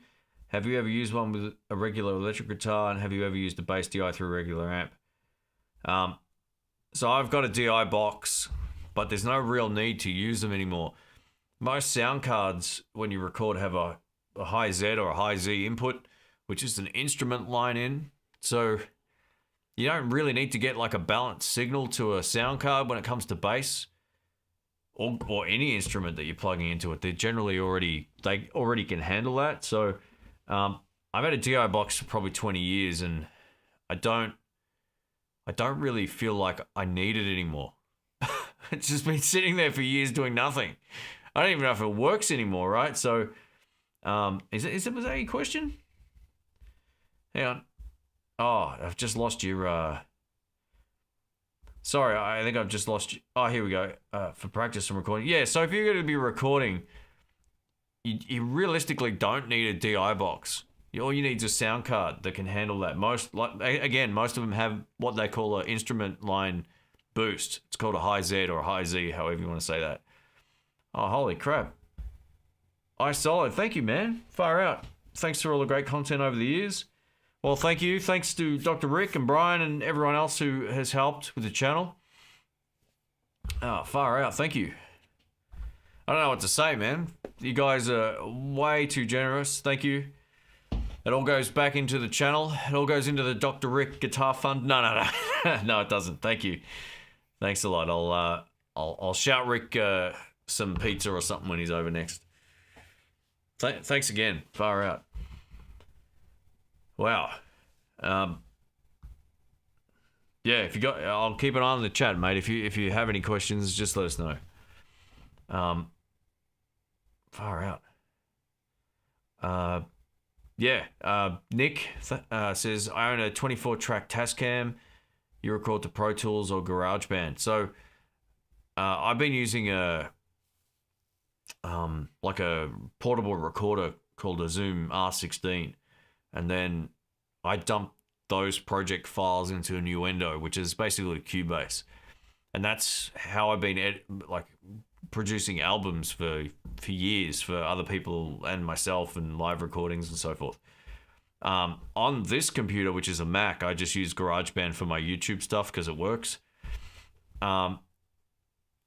But yeah, don't get too caught up with the software. It all works. So whatever works for you, whether it's Logic or Cubase or Innuendo or Pro Tools or Reaper or whatever, it's all good. They're all doing the same thing. So yeah, that's a good setup, man. The Tascam stuff's great. Thanks again, iSolo. I'm kind of shocked, man. I don't know what to say. I lost my train of thought there, mate. Thank you. Poonin just says it's Monday night there. It is. Oh, Monday morning now. So, yeah. It's, what is it? 12:07 a.m. Another Brick in the Wall Part 2 guitar solo was on a P90 Les Paul DI'd into the desk. You know, I heard something about that. That's really cool. I always thought that was a Strat or something for some reason, but what a great guitar solo. So there you go.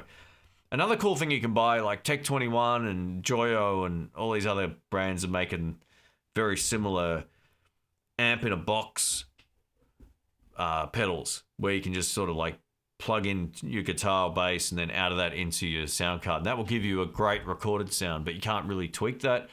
So if your intention is to get it onto the computer and then use software, you don't really need a DI box or any of those things, right? But if you are using something like a Sans amp, for example, if that's what you were asking before about, then you can go out of that straight into your sound card and you'll have the sound that you've recorded. It basically replaces your amp. So hopefully that's a bit clearer. Yeah, I agree. Most guitar players fail to realize that the amp EQ knobs are just not there just for show. Totally. I always feel like you always have to exhaust all of your EQ options before you do anything. Changing the speaker, try it at different volumes, trying different pickups, all that stuff. You can usually fix it by tweak most of the time. There's some times where you can't fix it, but try everything, right? If you're new to playing guitar, hand your guitar to someone who's really good and see if they can get a sound out of it that is good. Because that's usually something that you'll go, oh, so that's what it's possible doing, you know. So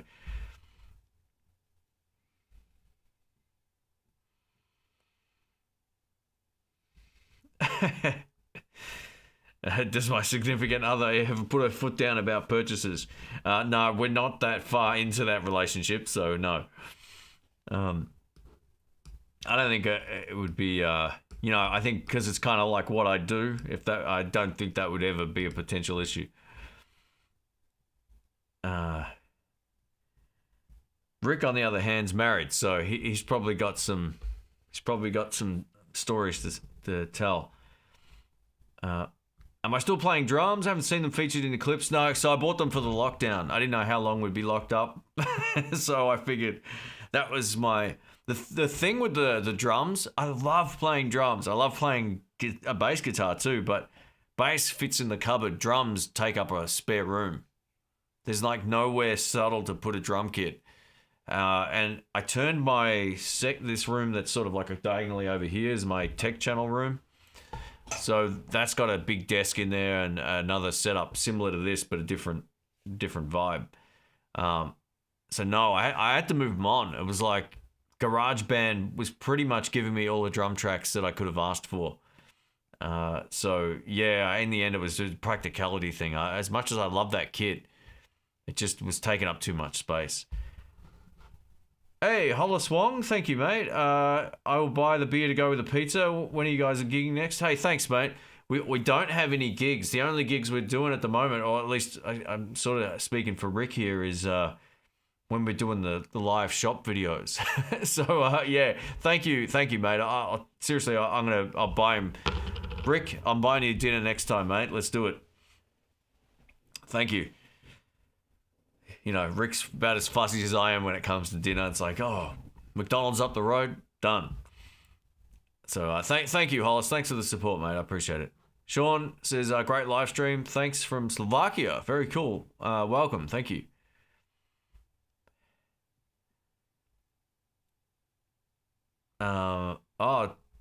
T-Bone Tomo says, trying to buy a couple things from the shop, saying I can't, there's no shipping option.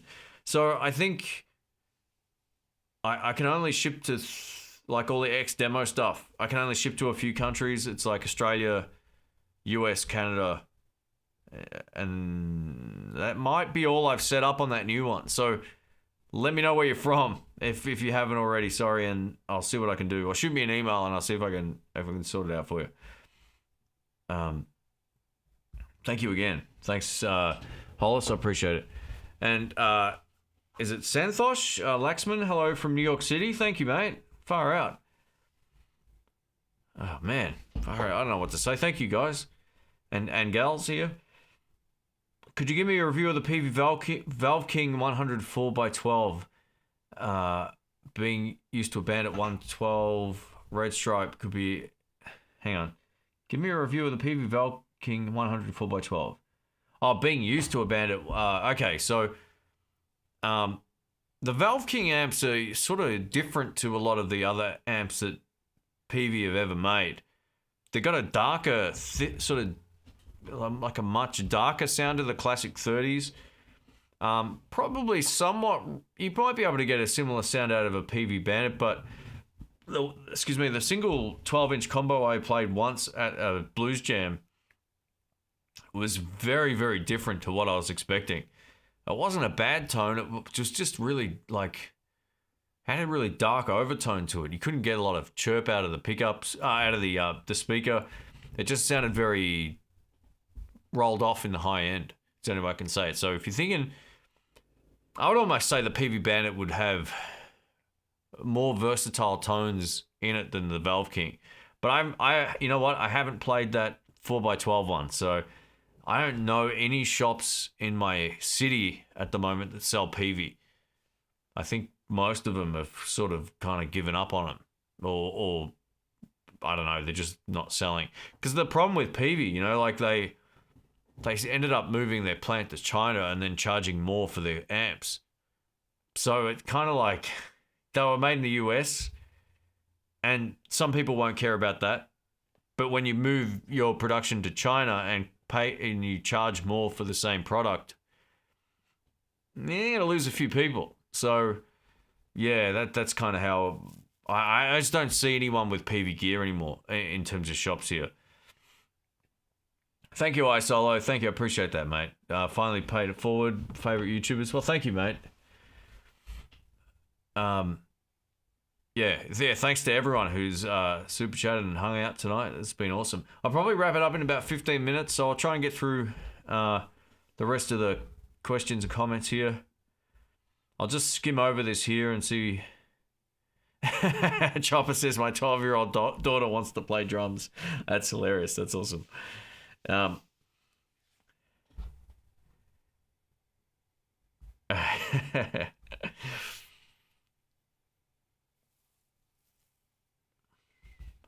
Oh, okay, T-Tone. Thanks, mate. Thanks for the info.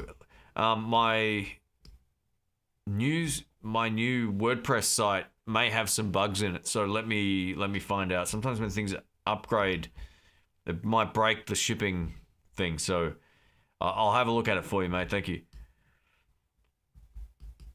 I thought McDonald's was called McDundee's in Australia. Yeah, we call it Macca's. I get the joke, by the way, yeah. Do I still own a PV Classic? You know, I've never owned a PV Classic. I borrowed one years ago, which was the 2x12 Classic 50. And I also borrowed my friend's black Classic 30. None of those were mine.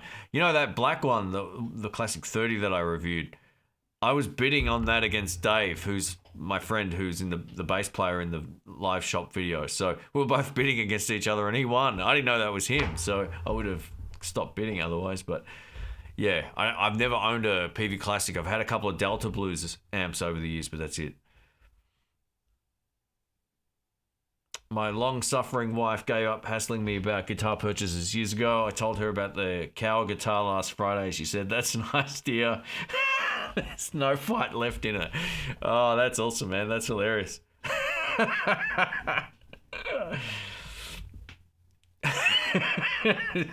That's hilarious. Mark says my wife buys me pickups and tells me to design a guitar around them. Oh, wow, there you go. Far out. Very cool, Mark. Well done, mate. That's fantastic. I've got, is it Raspains? Is that how you say that? I'm not too sure. Welcome, mate. We've got DMS is here. How you doing? I've got plenty of gear. I've got plenty of gear, but like money, I want all of it. Oh, well, there you go. All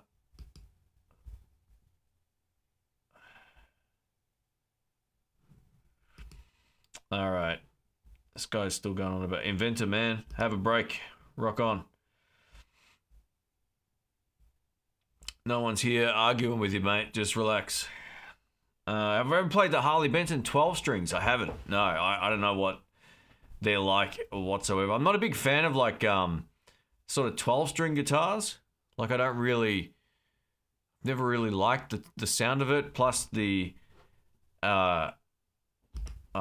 thanks for that, Tone Tomo. I got your email address. Plus the tuning thing, you know, like to tune a 12-string guitar is brutal. It's a bit much for me. I know you can get some electric guitars like that too, but yeah, not really my thing, mate.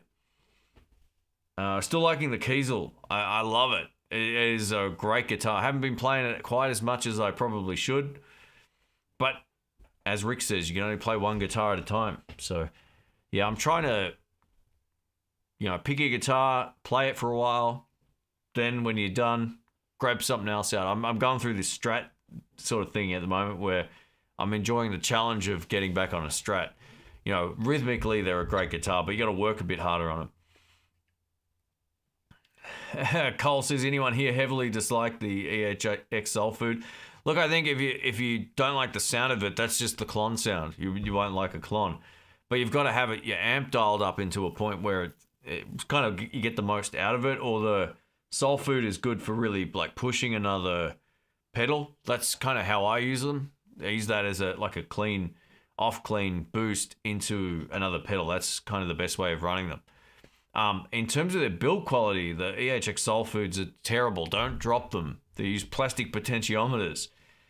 Yeah, it's just they break pretty easily. Mine did.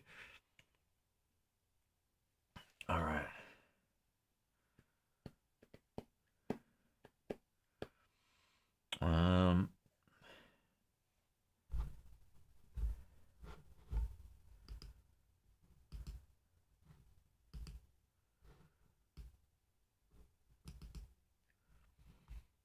Anyone play? Oh, I only play one at one time. Yeah, exactly. That's it. Eric says, "Hi Shane, just want to thank you for your content. I've learned a ton from your channel, and I bought my Les Paul Special in part based on your review. Cheers." Hey, that's great, man. Thanks. Yeah, I hope you enjoy it. I love mine. It's a guitar I love because it's light and it sounds good and it plays well.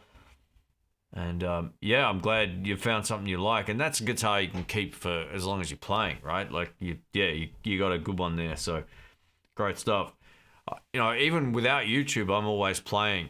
So even if I'm not making videos, generally lockdown aside, I'm still playing live or might be jamming with the guys or whatever. So I get to test this stuff out and see how it responds, and I love that guitar. It's great. It's really just a great guitar. Poo Ninja, thank you, mate. Thanks for hanging out. I appreciate it.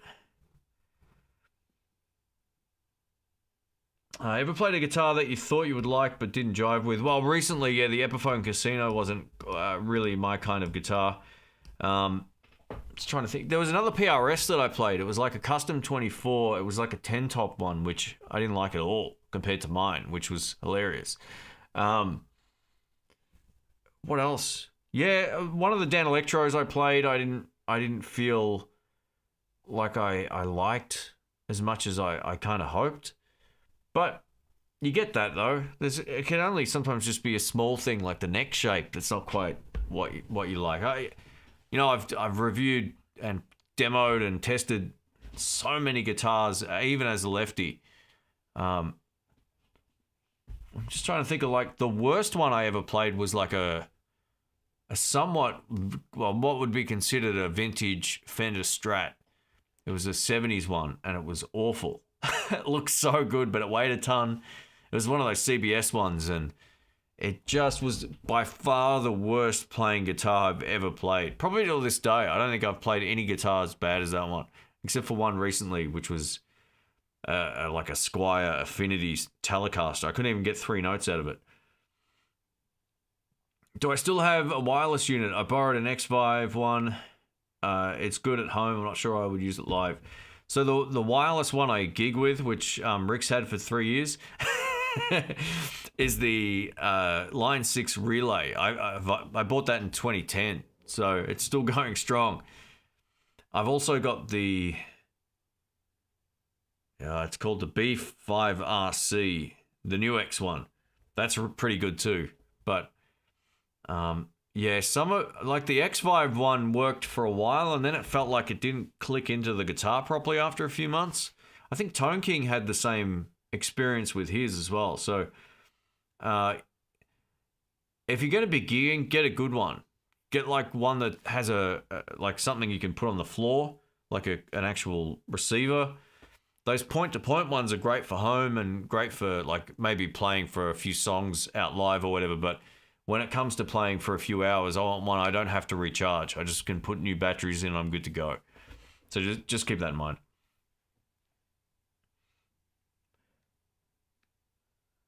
Have you ever tried Tagama guitars? No, I haven't. I don't know those ones at all. Can I recommend a good P90 guitar? Well, there's plenty. I mean, what are you into?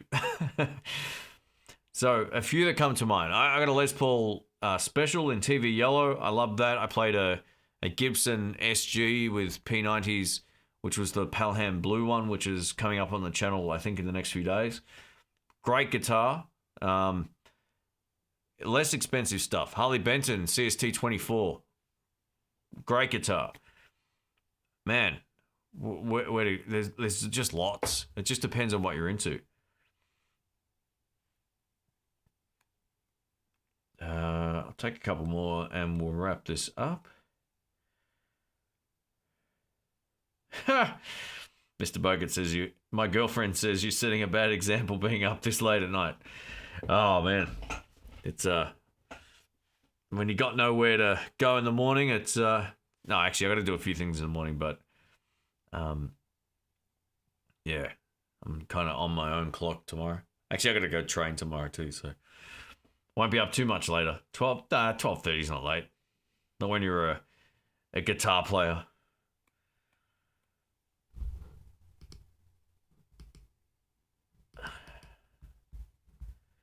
All right. Have a DC 59 and I wish it kicks ass. DC 59. What is that? DC 59 guitar. I don't know what that is off the top of my head. Oh, the Dan Electro. Okay, cool. Look, it all depends on your style. Like stuff that suits me or doesn't suit me, no one should care less about that, right? It's what works for you. Like you don't ever ask for someone's opinion and then expect that to be the rule, right? So I just give you my experience playing on stuff, and yeah, I try not to. I always encourage anytime if people send me a message on Instagram, I always say, do you have a chance to play them both and find out which one you like? Because someone's asking me what's a better guitar between these two or amp. It's like, go play them, go test them, see which one speaks to you, you know? I'm selling a great wireless unit on Gumtree. Thanks for that, Rick. I appreciate that, mate. I might get a deal. Throw it in them with that Victoria Regal of yours and you got yourself a deal. Do I gig with a Player Series guitar? I don't, but I've had a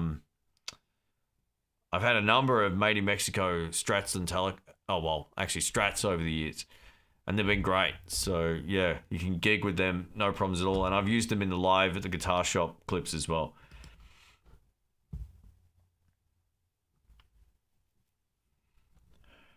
We've got Lobo says, hi Shane. He's an Australian in Spain. Very cool. I've been checking out the Carla Bridge. Is that how you say that? They look quite good, but never tried one. Only Wilkinson and Floyd Rose. Have you had any experience? No, I actually haven't heard about them before, to be honest. So, yeah, sorry about that, mate. I'm sure there'll be a video probably somewhere if people are talking about them, but the only other ones I've tried, which was actually with Rick, the Callahan one, which made the guitar sound a lot darker. But yeah, look, I don't know enough about like individual parts like that. Sorry, mate. Sub 333 says, hi from a fellow lefty guitar player. Welcome, mate. My classic vibe Tele arrived a few days ago. I'm loving it. Awesome, mate. That's awesome. So the Keys to the Guitar Shop video that just went up, I was playing the Tele. Brian was playing the Strat. I said vintage radius. I meant to say vintage finish on that Strat he was talking about. But yeah, anyway, brain fart. Yeah, you no need to spam the chat. I'll see your message. Don't worry about that. All right, we'll take two more and then I am out of here. It's been, how long? Nearly 2 hours, I'm tipping? Where's the time? Is there a timer? I don't know. Oh, yeah, there it is. 1 hour, 49 minutes. All right, we'll go for 2 hours. I've always been interested in knowing how you find being a guitar reviewer as a lefty. I know a lot of other reviewers apologize that the guitar the reviewing doesn't come in a lefty. It's fine. It kind of puts me in a point of separation to all the other channels. Like every lefty that I get is available in a righty, so it's fine. I don't think twice about it. I mean, sure, it's going to limit my possible guitar reviews by 80%, but yeah, I get a chance to go to places that have left-handed guitars made for them. So yeah, it's great. It's good to be sort of separated from a lot of other channels. I mean, I'm sure there's other lefties that do what I do, but I doubt there's anyone who's got more left-handed guitar reviews, either in written or video form on the web than me. just from years of longevity doing it. So yeah, it is what it is. What it is. G says, how do I get that kind of beard? You just gotta let it grow for about 2 weeks, and then you get a beard trimmer. Right? And go over about once every week or so. Keep it tidy. 4.4 millimeters, 3.8 millimeters. How much time do I spend on guitar per day? Not as much as I should. You know, the last few, sort of like the last week, I probably spent 6 hours playing, and it really helped. So I'm going to try and do, like, if I can do 20 minutes 3 or 4 times a week, that'll really help. I'm playing. Just the flow and the fluidity comes back, and yeah, as much. Rick made mention that sometimes when you do weights, it can stiffen your hands, and if I don't keep playing, I notice that more. But I only notice it when I'm not playing much. I had a week off too, or whatever it was, a couple of weeks of really not playing or filming, because I was kind of not filming gear videos. So I needed to put some time in. I'll lose it pretty quick. Like, it takes me probably by day 10, I'm already feeling a little rusty if I haven't played. Like, the brain part of it's still there, but the fingers don't flow. Daryl, thank you, mate. Thanks for hanging out. Oh, sorry, I read the wrong question. Lobo says that. Yeah, thanks for hanging out, mate. Just got a PRS lefty for 145 at a pawn shop. That's awesome, man. Congrats. Far out. That's deal of the year, mate. Was that an SE or what? Either way, that's fantastic.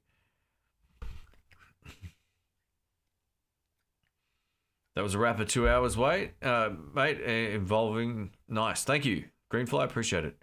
Can barely talk and read at the same time now. I'm starting to get tired. Where are we at?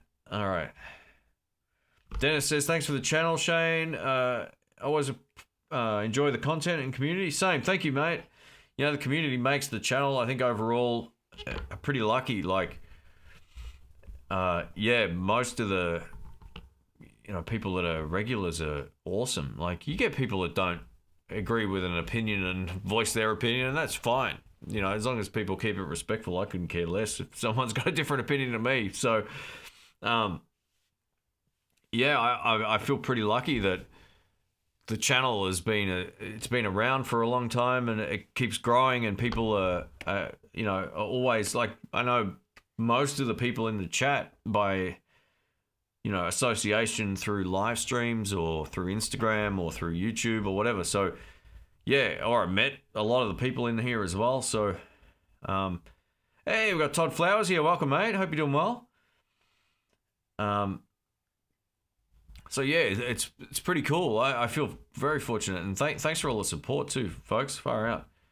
Deshaun, wow, thank you, mate. One more. Saw your review of the 60s Les Paul. What's your opinion on the 50s or 60 Gibson Les Paul? Great.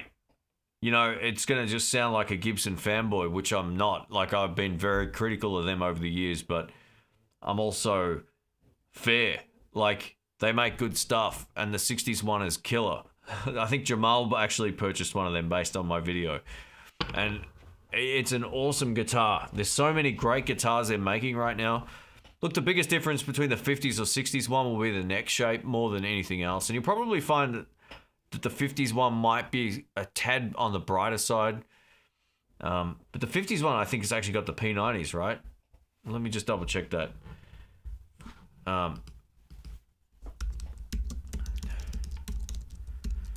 Yeah, I mean, look, there's... Oh, so, okay, yeah. So this is the one with the burst buckers, which are my favorite humbuckers, right? So you're not going to go too far wrong with either of those. You just got to work out whether or not you like the visual of the gold top more, or if you're more into the, I guess, what would be kind of like a tobacco burst or bourbon burst or something like that of the 60s one. Mate, go play them. See which neck you like the best. You can't go wrong. If you can, if you're able to play them, give them a shot. I would have no hesitation saying that generally they're awesome. 'Cause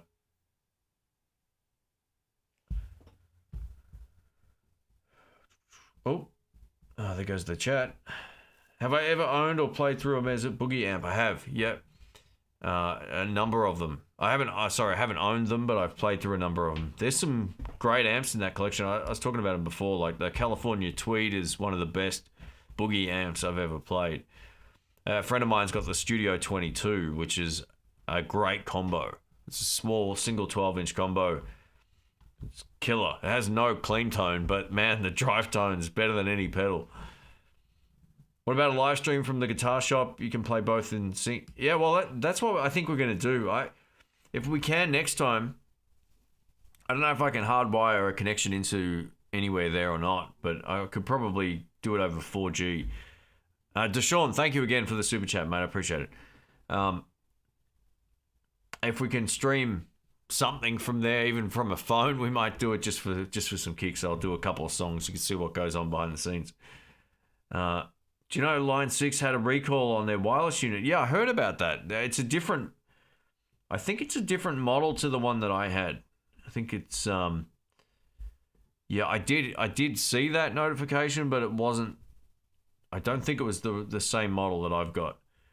I wonder how many actually had problems. You know, you can never tell with that sort of stuff.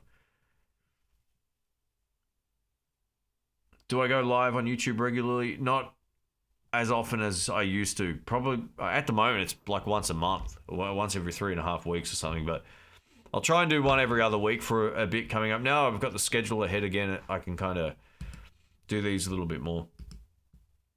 I needed a break too. Like I was kind of feeling a bit like, just over everything music related, guitar related. You know, you get in those sort of mind frames where you're not really playing much, and I just needed some time off, so, but I'm back.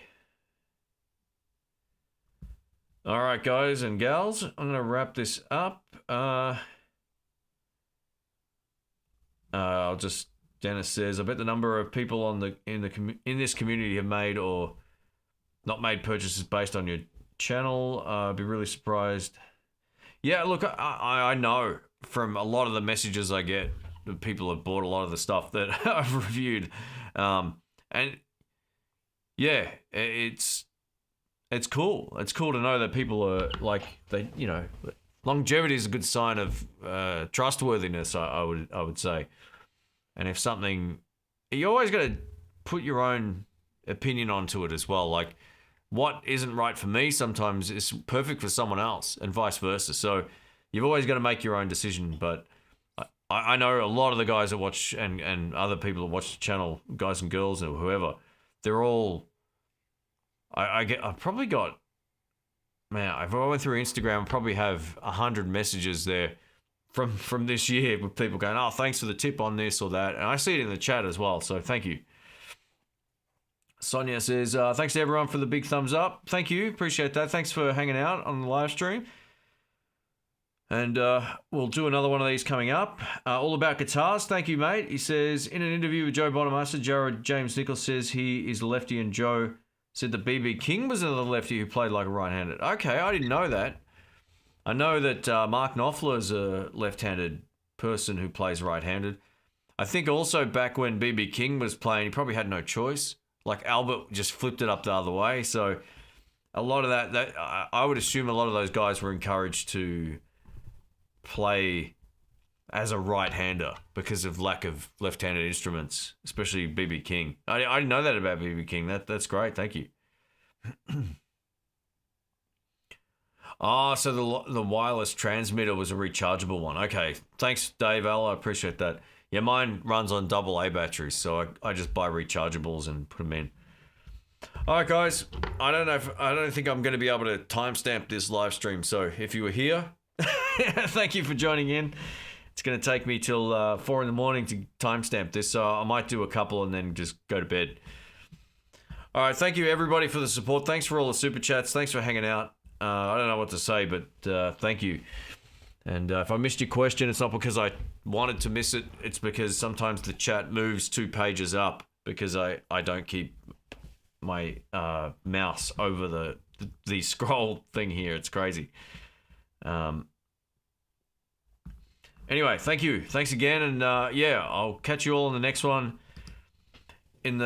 probably in the next couple of weeks. I'll see what we can do, and if Rick's here for one coming up, I'll rope him into doing a live stream. That'd be fun. All right, guys, take care. And last question, Marcel says, are there any Squires I'd be happy to gig with? I've gigged with Classic Vibes, mate, many times. They're very good guitars. All right, take care. Catch you soon. Thanks again.